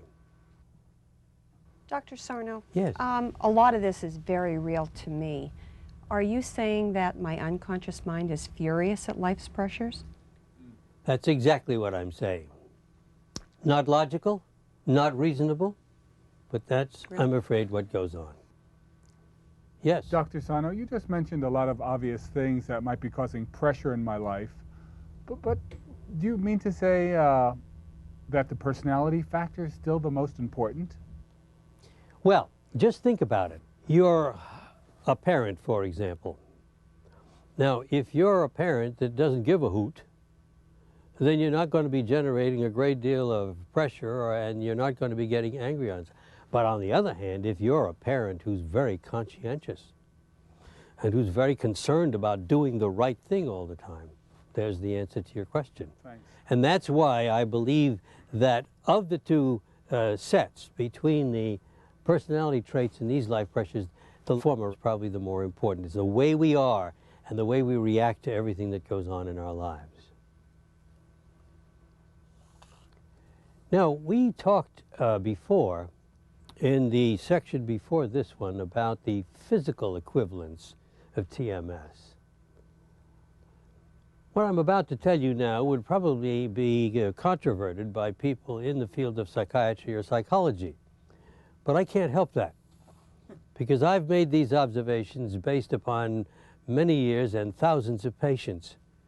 And I've come to the conclusion that anxiety serves the same purpose as TMS. And indeed, I've had patients who have either one or the other, but not the two at the same time. The same thing goes with panic attacks, which is for sort of a form of acute anxiety. Same thing goes for depression. People get depressed. Actually, the relationship between depression and anger has been known for a long, long time. That's been in the literature for many, many years. And so it should not come as a surprise to anybody that depression is similar to, that it serves the same purpose as TMS. Phobias, you know what they are. Obsessive compulsive disorder, the need to do things, that one is driven to do things on a repetitive basis and so on. That's fairly familiar. I have very good reason to believe, again, because I've seen one or the other in some of my patients through the years. Eating disorders, they're not really physical. I mean, these people who overeat or undereat, either bulimia or anorexia nervosa, are responding to emotional processes going on inside. And chronic fatigue syndrome that's been with us a long time. 100 years ago, they called it neurasthenia. I think we ought to go back to that. And that's probably why they don't use that phrase these days, because the word neurasthenia suggests that this has something to do with the nervous system. You bet it does. With the central nervous system, with the brain. Yes, sir? So, Dr. Sarno, if I understand you correctly, the same psychological processes that cause these symptoms also cause TMS? That is my impression. That has been my experience. And as I said, I've got patients that demonstrate this equivalency between the two. Yes. All right. Now remember what I said before. This is the culprit in terms of the fact that it's the physical symptoms or these other things, the equivalents we just talked about, are responding to the presence of this in the unconscious. But remember, it does no good to focus on this. You must know about this, and in your thinking about this, we'll talk about that in a moment. You must know about this, but it's also very important for you to know that this is not the basic cause. It's the things that are producing the rage that are very, very important here. Well, we've now gone through the section on psychology, and in a moment, when we come back, we will go into that, again, also very important subject of what it takes to get over this.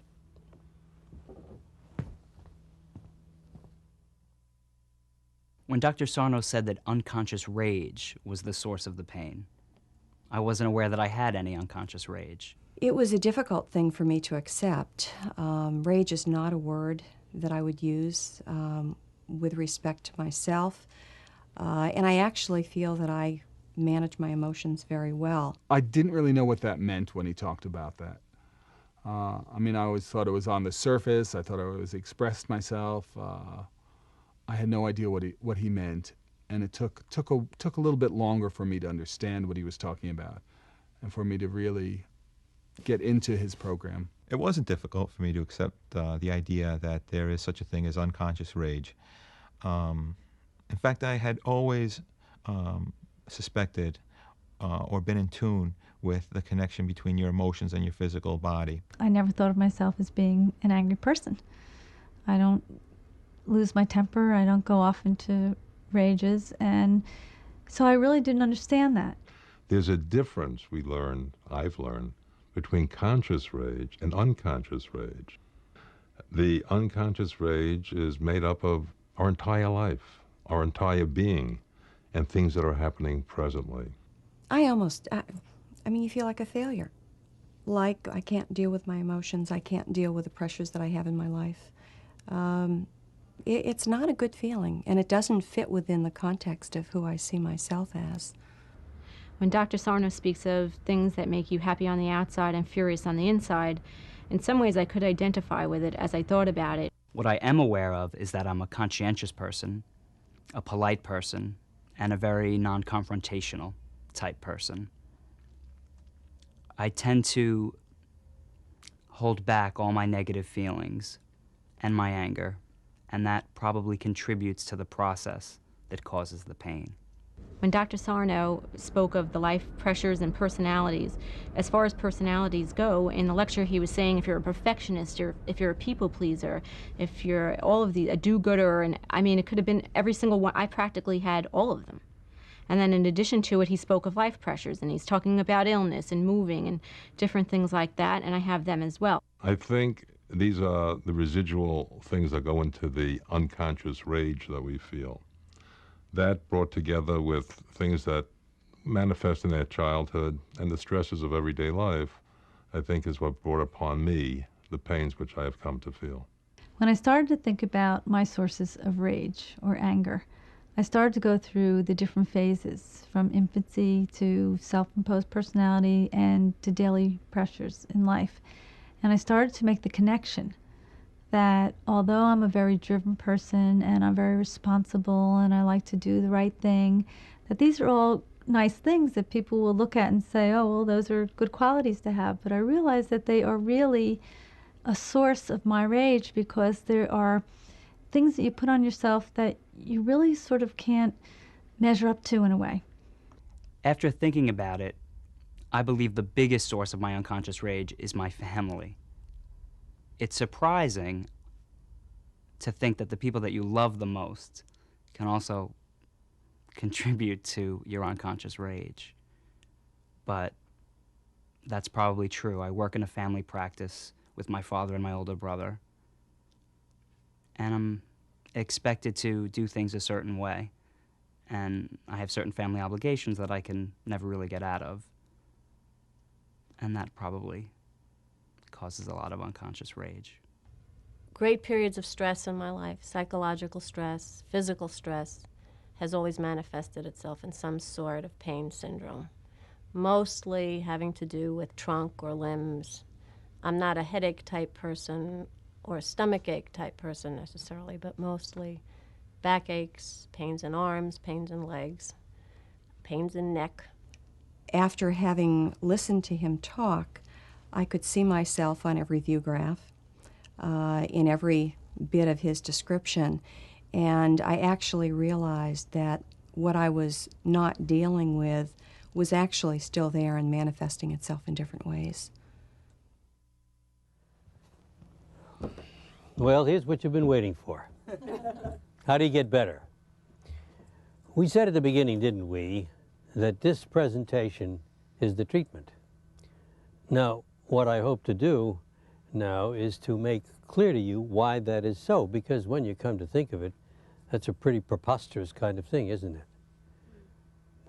We associate medical treatment with medications, surgical procedures, injections, physical exercises, all sorts of things. And here we are treating you with words. However, as you well know, through the things that I've written, we've done this for many years with thousands of patients. And therefore, we've seen that it can be successful, and we've tried to understand why it's successful. It's clear now, isn't it, that the rage is responsible for the symptoms. Therefore, if this were to come out in some fashion, it's perfectly obvious, isn't it, that there would be no necessity for the pain. The problem is that it's not going to come out. Therefore, how can we possibly get better? Yes. So, Dr. Sarno, if the rage comes out, the pain goes away, how can I get my rage out? Yeah, well, that's the point. You can't. Because the process of repression assisted by the physical symptomatology works. And it's only under extremely rare circumstances that the rage does come out, and I'm going to describe a case like that for you in a moment. But under normal circumstances, and this is why people continue to have these symptoms and continue to get depressed and anxious and so on, is that it's still there and it's going to stay there. Okay? What we have to do is try in some fashion to get these symptoms to stop, even though the rage remains there. That's the secret. Now, I said that I was going to tell you a story. It's a very sad story in one way, and yet in another, a hopeful story. This is about a person, a woman, who had been sexually abused as a child and had totally repressed.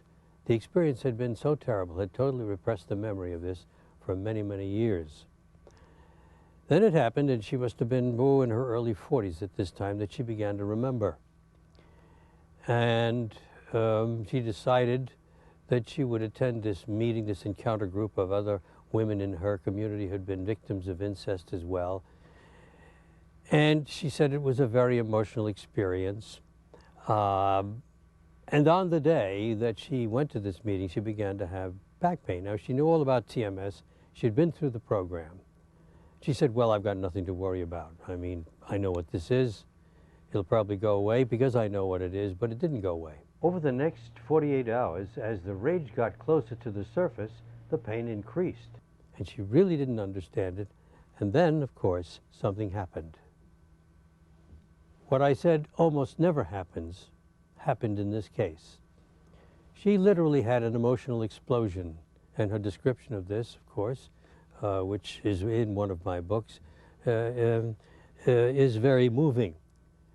She reacted and cried and screamed in rage. She wanted to cut her wrists and die and never come out from under the covers, and she carried on like this. She was having an emotional explosion. And as she did, that excruciating pain disappeared. Amazing. Now, before I knew about this case, I had already concluded that the purpose of the pain was to make sure that this didn't come out.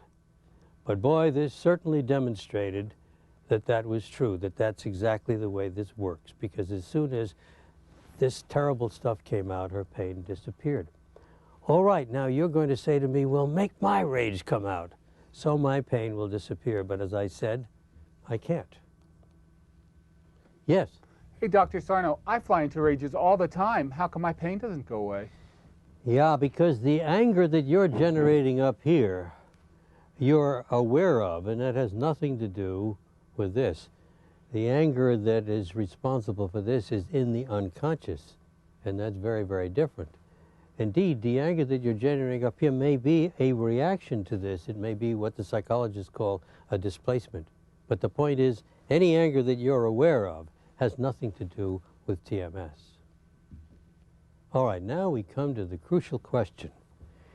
If my rage doesn't come out, how am I going to get better? Why do I get better?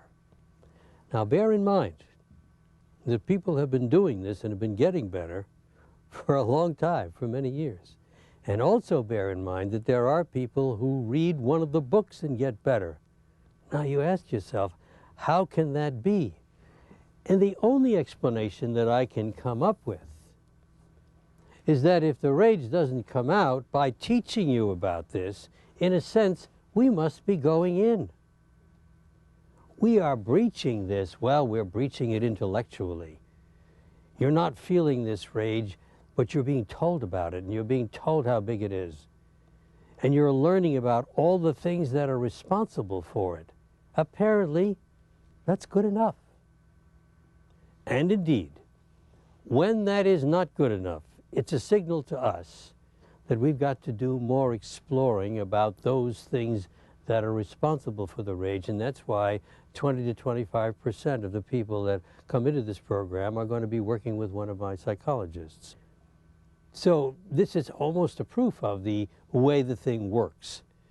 If the material under there, if the processes under there are strong enough that are producing the rage, then we're going to need to do some additional work to get at the root of what's behind this. Yeah? Dr. Sarno, how am I going to get better if the rage doesn't come out? By learning about the rage and the reasons for it. The rage doesn't come out, we're going in. Yes? Dr. Sarno, I just find it hard to believe that just by learning about something, I can make physical pain go away. I have no other way to explain what we have observed in thousands of people over the years. There is no other actually, there might be another explanation as the exact mechanism of it, but this we know only from what we've seen, from what we've experienced with a large number of people over many years. All right, now, as part of this process, in other words, you got to do some things. I'm telling you about this now, but as you'll see in a moment from another visual we have here, you're not going to walk out of here free of pain. You have to think about all of these things for a while. And the first thing, I don't have a real physical problem in the usual sense of the word. That's why we said at the beginning, my back is normal. Secondly, I understand now about what's going on psychologically. I understand about the rage and the things that are behind it. And I understand that this is normal. This is normal for me, it's normal for virtually everybody in the Western world. Dr. Sarno, let me see if I have it. Normally, if my back hurts, I want to put ice or heat on it or lay in a hot tub. What I think I hear you saying is that that's not going to help me, and in fact, it may actually delay my recovery. Is that right? It could help you momentarily to get a little relief from your pain. But in the long run, that's exactly what it'll do. It'll stop you from really getting better because you'll be focused on the physical, and as we've said, this is not a physical problem. This is a psychological situation with physical manifestations. All right, now, how do we go about it? What we mean here when we say think psychological, this is not easy to do, I acknowledge. But as you're going through this in the weeks to come, and you're going to be working on this on a daily basis, whenever you find yourself registering thoughts about the pain, try to force yourself to get away from that and to think about the things that we're talking about now, about the psychology behind this. This may sound silly, but talking to your brain is a good idea. Patients have told me that they do this, and it seems to be helpful. Think about it, it's sort of your conscious you talking to your unconscious you. A lot of people find that it's very helpful to make a list of all the pressures in their lives. And again, you're going to review this on a daily basis. Be sure you put at the top of the list your own personality characteristics, because they will inevitably be the most important of the pressures. You're all getting a study guide. You should work with it every day. And remember that this is something that you have to do. Nobody can do it for you. That's what's very different about this. As we said before, conventional medical treatment, the doctor will do something to you, for you, give you something, and so on, and then you take it. You're a passive recipient. Here, you are active in this process. You are the most important part of this process. You are essentially going to cure yourself. We're simply telling you how to go about it. And then this is very important, and that is, at the appropriate time, you'll resume normal physical activity. When is that appropriate time? What I generally suggest to people is they wait until the pain is pretty much gone, and then gradually introduce their physical activities again and try to get back to where you were before you ever had any problems of this kind. Remember, you cannot hurt yourself. Let's say you start doing it a little bit too soon. Well, the evidence that you started a little too soon is that you'll get some pain. Well, fine, you know that you're programmed, you're still programmed, and so what you do is back off, wait a little while, and then go back to it again. Dr. Sarno, what will this study guide tell me to do, and how can I work on this on a daily basis? Well, you set aside the time each day, and the study guide is going to suggest certain things for you to do. So you read a certain number of pages of a book each day. Remember to think about the rage. Remember to look at your written list and so on. It'll sort of help you, keep you organized in your studying and thinking in the weeks to come. Dr. Sarno, I've read your book, Healing Back Pain, and it was very helpful to me. As a matter of fact, it virtually eliminated my pain. So do you recommend that we reread any of your books? And if so, what particular sections do you think would be most helpful? Well, again, follow the guide, the program and the guide, because that will make suggestion. What I usually suggest is that the first time or two around, you read the whole thing. After that, I recommend just reading the psychology chapter and the treatment chapter and keep going over those. You know, repetition appears to be very, very important for this. I've found this out over the years. And that's why it's important to keep working on this on a day-to-day basis. Keep thinking about these things. And It will help to drive the concepts in. It will help to reprogram your unconscious mind. Yes? How can I think psychologically when I hurt so badly? It isn't easy, I know. And actually, I will prescribe pain-killing medications for people as they're going through this program if the pain is very severe. So you should certainly take advantage of that and use something like that. I do not prescribe the anti-inflammatory drugs or tranquilizers or things of that sort. I think the important thing here is to have your pain reduced so you can concentrate on your thinking and on your studying. So, as we said, make sure that you find time each day. It is very, very important. I've had people call me up and say, I'm not better. Well, have you been working on the program? Well, I've been too busy. Well, you can't expect to get better if you don't do your homework. Review your pressure list every day. Don't give up. It takes time, and that's another thing. Of course, naturally, some people are anxious to have it be over with. Well, it may take time. And as we said before, start your physical program when the pain is almost gone. Yes? I'm very excited about the idea of getting back to exercising, but I'm also a little afraid. How would you recommend that I go about getting back into it? Okay. Start very slowly and gradually. As a matter of fact, I'm glad you brought this up because I have had patients tell me that the pain went away fairly promptly, like in about 2 or 3 or 4 weeks. But it took them months before they could get up the courage to go back to doing everything that they did before. So the point is, take your time and do it a small amount at a time, a little bit at a time. But don't give up. As I said before, if you try something and you get the pain back, then say, well, I'm not quite ready. But if you stick with it, you'll make it. And that's what these patients all tell me. When they stick with it, eventually they make it. Doctor, I understand what you're saying, but on a deeper level, I'm having trouble accepting this. Every time I go for a bike ride, the next day I ache all over. Is it that my muscles aren't ready? No, it's that you're still programmed. And remember that at this stage of the game, you're very early in the game. And therefore, you can expect that you will react to these physical things the way you have, you know, for months and years gone by. So the point is that to work on this, do your studies, do your homework, and give it time. And then a few weeks down the pike, you try and see what happens. Yes? Dr. Sarno, I understand that TMS is the source of my pain and I need to get back to full activity, but what about my herniated discs? Remember what we said before. The herniated disc is like gray hair of the spine. It means nothing if you're in this program, if you've gotten this far. In other words, in the great majority of the cases, these disc abnormalities are not abnormal. They are normal abnormalities. They're things that happen as you go through life. Yes? Dr. Sarno, we keep on hearing about the time. How much time does it actually take for the process to start working?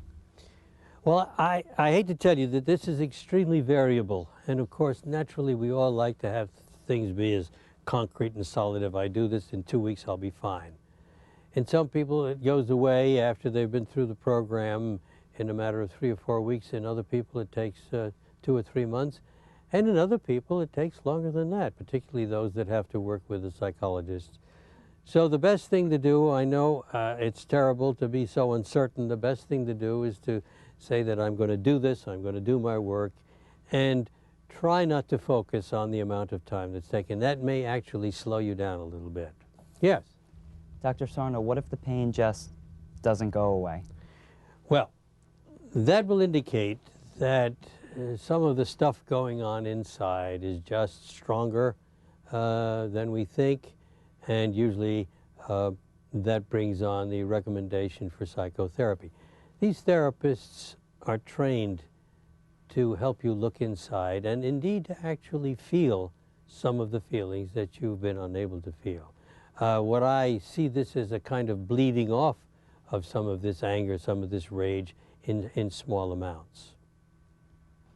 Well, you'll be glad about this.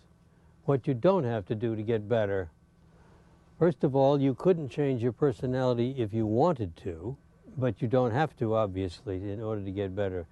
You certainly don't want to change, or most people don't want to change their lifestyle. You can't feel, remember, rage that's in the unconscious, and you can't express what you don't feel. But to reiterate, this is not what it requires to get better. Knowledge is what it requires, awareness, information. Yes? Dr. Sarno, as I understand, I don't have to feel my rage or express it. I just have to accept it. Exactly. Accept the fact that it's there. You sort of have to imagine. Imagination is important in this instance because we don't feel these things.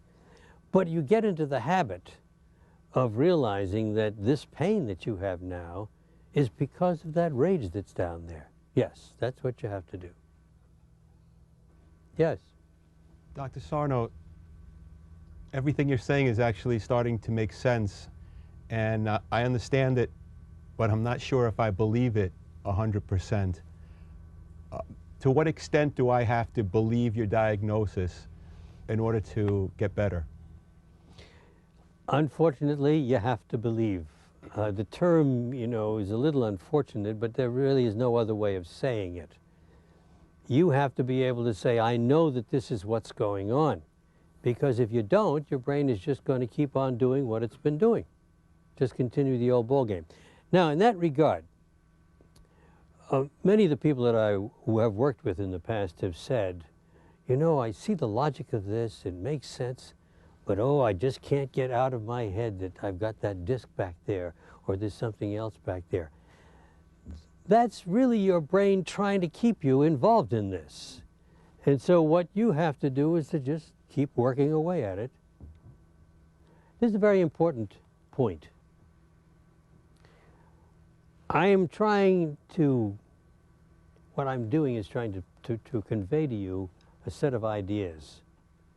And we do this so that when these ideas are accepted, when they have been sort of digested by you and taken in, that your brain is going to stop producing this. In other words, this is really a sort of exercise in preventive medicine.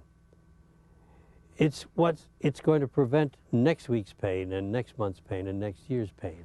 Rather than this, I don't want you to learn a set of words to say and say, once the pain is there, now if I say X, Y, and Z, the pain will go away.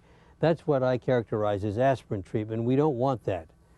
What we want you to do is something more fundamental, to get these ideas on board so that you will not have the pain in the future. That's what we mean by this. Yes? If the idea is to focus on the long term, what do you do when the pain is there? In the short term, take painkillers if necessary and keep working on your program. That's really all you can do.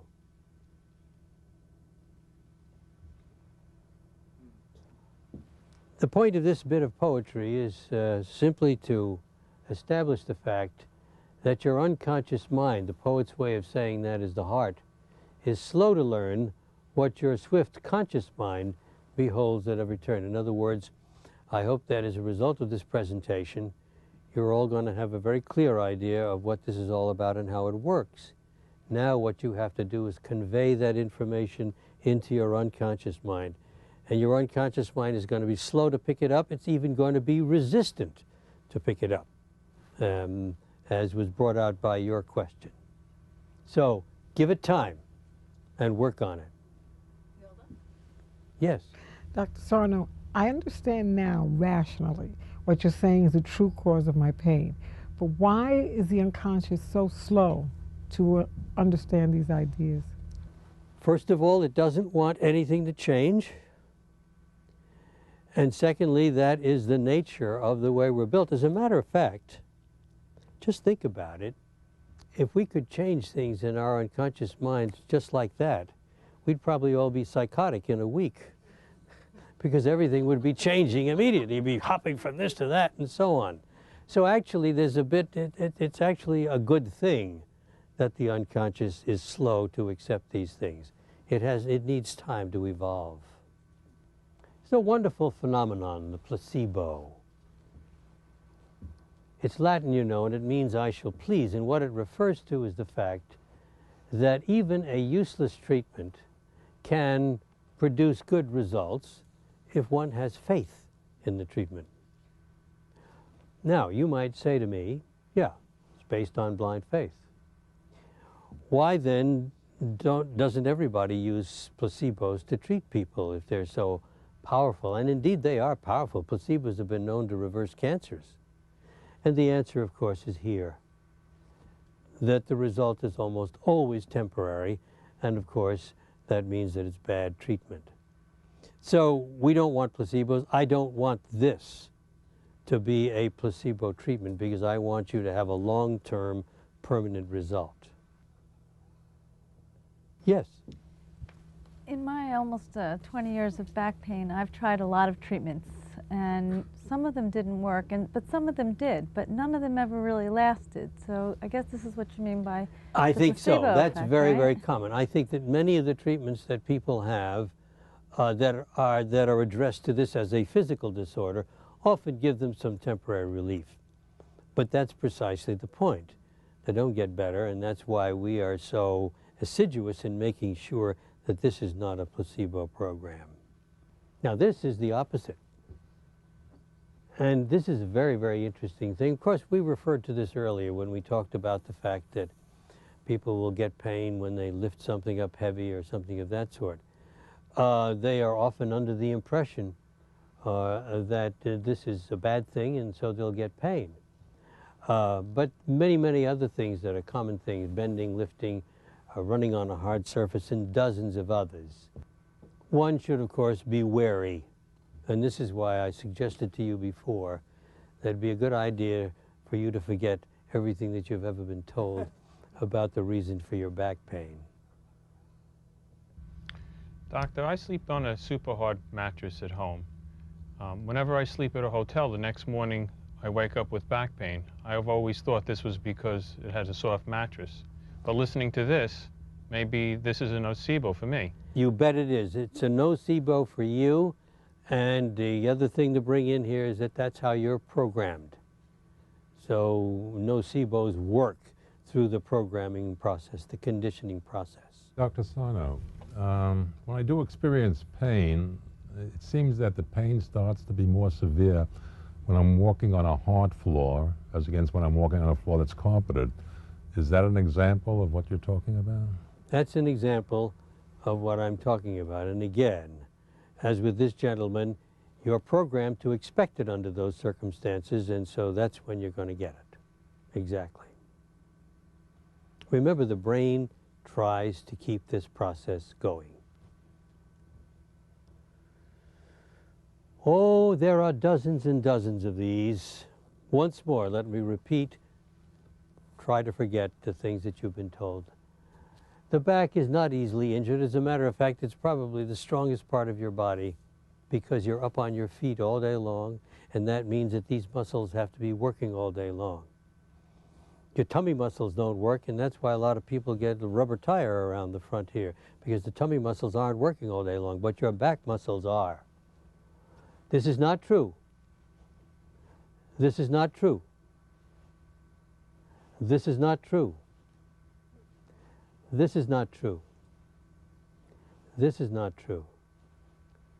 And this is not true. In other words, these are some of the many things that people are taught about what goes on in the back and what does not go on. Dr. Sarno, I've been told that you should never bend without bending at the knees first. Is this correct, or is this also a myth? I believe it's a myth. And it's amazing how many people do that. I mean, virtually everybody, when I'm examining them in the office, when they come up, will always bend the knees first and come up. It is not true. I haven't been bending my knees for years, and I'm still here and don't have a back problem. Yes, sir. Dr. Sarno, I often hear people say, my back went out. Is this an example of what you're talking about? Well, actually, that phrase is easy to understand because very often people will get sudden, sharp pain in the back, and not infrequently, they'll hear a noise. Now, I wondered about that noise for a long, long time. And I suspect that it may be the result of what happens when there's a manipulation in the back, you know, and you get sort of like cracking your knuckles, only this is cracking your knuckles in the back. Your back did not go out. That's impossible anatomically. What happened was that you had the sudden onset of TMS with severe spasm of the muscle. Dr. Yes, sir. Sarno, I can't tell you how many professionals have told me not to do everything that's on this list. Now you're expecting me to just assume that that's all incorrect and I can do all these things. It's been my experience that you can ignore all of this. Yes, sir. I hear you telling us that these are all myths, but when I'm in pain and my back hurts, I'm frightened to bend over for fear of making my back worse.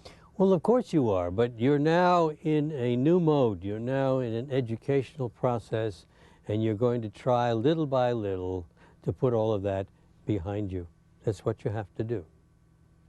It would be hard to overestimate the importance of this factor in this as well as in many, many other medical situations. Fear makes everything worse. And when people have a back pain history, they fear what the MRI shows. They fear hurting themselves because they've been under the impression that that's what's been happening to them over and over again through the years. They fear one of those acute attacks such as we described just a moment ago, as when the back goes out. They fear doing things physically, and of course as time goes on this usually gets worse and worse. And they are afraid of what's going to happen if they continue to have this problem, what's going to happen to my life, my job, my family, and so on. So it's extremely important that all of your fears in the process, in your studying, in your educational process here, that you try to overcome all of these fears. Another very interesting thing, if your pain should go away, but you continue to have any of these fears, it is going to come back. Yes? Fear is really a big issue for me. Am I going to have to get over my fear of all these things before I can be pain-free? Oh, no, you can probably be pain-free, and it may take you a while to get rid of these, but it's something that you want to work on. That's why I said before, if your pain goes away but you still remain fearful, the danger exists that your pain will come back. This is something that may take you quite a little while, but you sort of work into it gradually the way you work into your physical program gradually. I thought you'd be interested that in a follow-up survey that was done recently, 6 months after, in these 85 patients, 52 are women, 33 were men. Generally, it's about 50-50. Probably the next 100 patients that I come to, it might be the reverse. So we don't make too much of that. But 70% of these 85 patients were either completely pain-free or almost pain-free, and 75% of them were back to essentially unrestricted physical activity, and this was only 6 months. I suspect that some of these patients who may require psychotherapy will get better in time, so that if we do another survey another 6 months or a year from now, I expect that these figures will be even better. But that's pretty good in my estimation for a group of patients with severe pain problems that have been going on sometimes for months and years. Yes? What were these patients suffering from? They were just like you. Disc problems, arthritis of the spine, spondylolisthesis, scoliosis, the whole kit and caboodle. All right, it's very important now that you be able to answer yes to all of these things. That is, I have little or no pain, I'm not afraid anymore, and remember that may take some time. I'm not afraid to do physical things, and that may take some time. And I certainly don't intend to have any more physical treatments of any kind, because this is not a physical disorder. One word, what do we mean by a little pain? We are not going to change. We said that before. Our personalities are going to stay the same, and that means that there will always be a tendency to have perhaps a little pain here and there. But your measure of success should be, am I limited in any way in my life? Does this stop me from doing anything? Does it interfere with my life in any way? As long as you can say, no, it's not, a little bit of TMS pain is okay. Thank you for your attention. Sure. All right. Okay. After attending my lectures, patients often ask me, now what do I do? The principle behind getting better is to understand what TMS is all about and to acknowledge that TMS and nothing else is the cause of your pain or your numbness or tingling or weakness, regardless of where you're feeling these things. It's important to remember your pain is due to TMS, not a structural abnormality. The direct reason for your pain is mild oxygen deprivation. TMS is a harmless condition caused by repressed emotions. The principal emotion is repressed anger. TMS exists only to distract your attention from the repressed emotions. Since your back is basically normal, there's nothing to fear. Physical activity is not dangerous, and to get better, you must resume all normal physical activity. You must not be concerned or intimidated by the pain. Becoming pain-free is all about shifting your attention from the physical pain to the emotional issues. Think psychological, not physical. This process takes time. Be patient and work at it daily, following the study guide enclosed with this video. As you now understand, feelings generated in the unconscious mind can create real physical changes in our bodies. Most of these feelings have to do with who we are and the pressures of everyday living. So it's normal to have these feelings, and it's also normal to have physical reactions to them. You now also understand that these physical reactions can be stopped if we put our minds to it. This is a very good example of the power of the mind and what mind-body medicine is all about. In the words of Norman Cousins, we are stronger than we think, our bodies are tougher than we realize, and can deal with most illnesses and conditions that we get. And our minds can influence what goes on in our bodies and literally make us better in many situations. I hope this presentation will encourage and inspire you to capitalize on the power of your mind and body so that you can enjoy more comfortable, productive lives. I started to feel better immediately after the lecture, but I also realized that that wouldn't be enough. So I read Dr. Sarno's book, and I focused on the treatment strategies. And I guess it took a few months, but I started to see some results, and I started to think, you know, this is great. After I heard the lecture, I could start to identify what the source of the problem was when my back would start to cause me a problem. I usually could pinpoint it to very specific areas of stress in my life. On the flip side, I could ski. Dr. Sarno was not saying that the pain is all in your mind at all. Dr. Sarno was saying that the pain originates in your mind, that that is the cause of the pain, that the pain is a symptom, and that the pain is real. In fact, the pain is so real that it's making you concentrate on the pain and not on emotions that are uncomfortable to deal with. This was a totally revolutionary concept for me. I started to understand why not everyone was getting better after surgery. I started to understand that why not everyone was getting better from all these physical techniques, because the root of the pain is not a physical one, but a psychological one.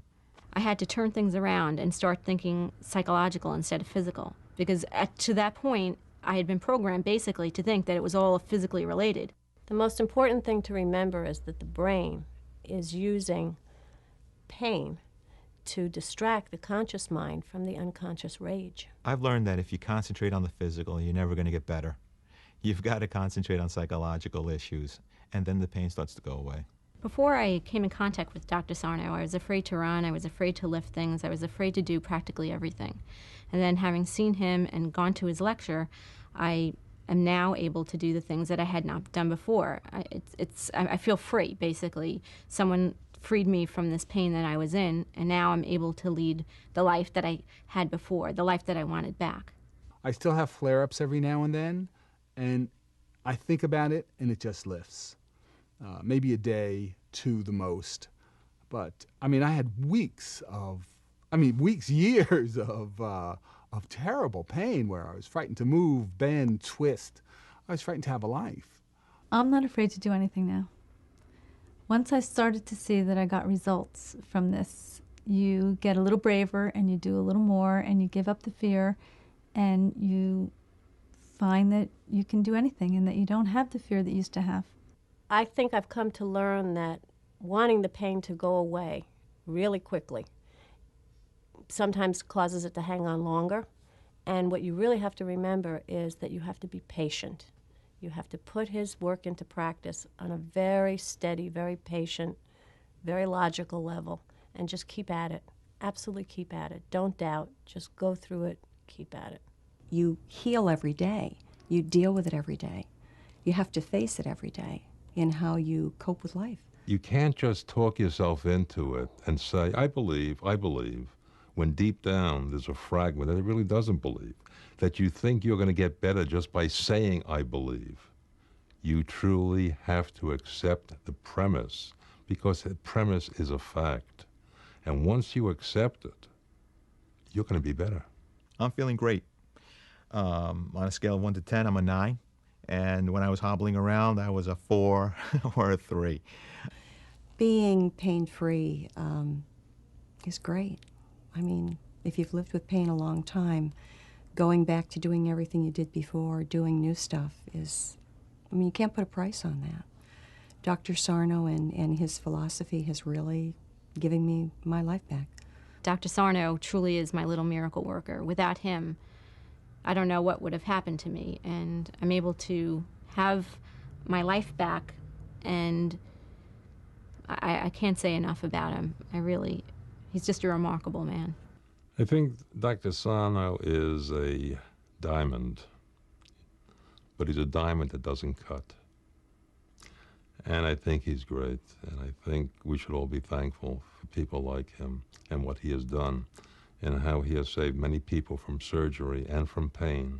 I am feeling well. I feel relieved. I feel unburdened. I feel very privileged to have met Dr. Sarno and worked with him. It's something that is a blessing, and I wish more people would know about it.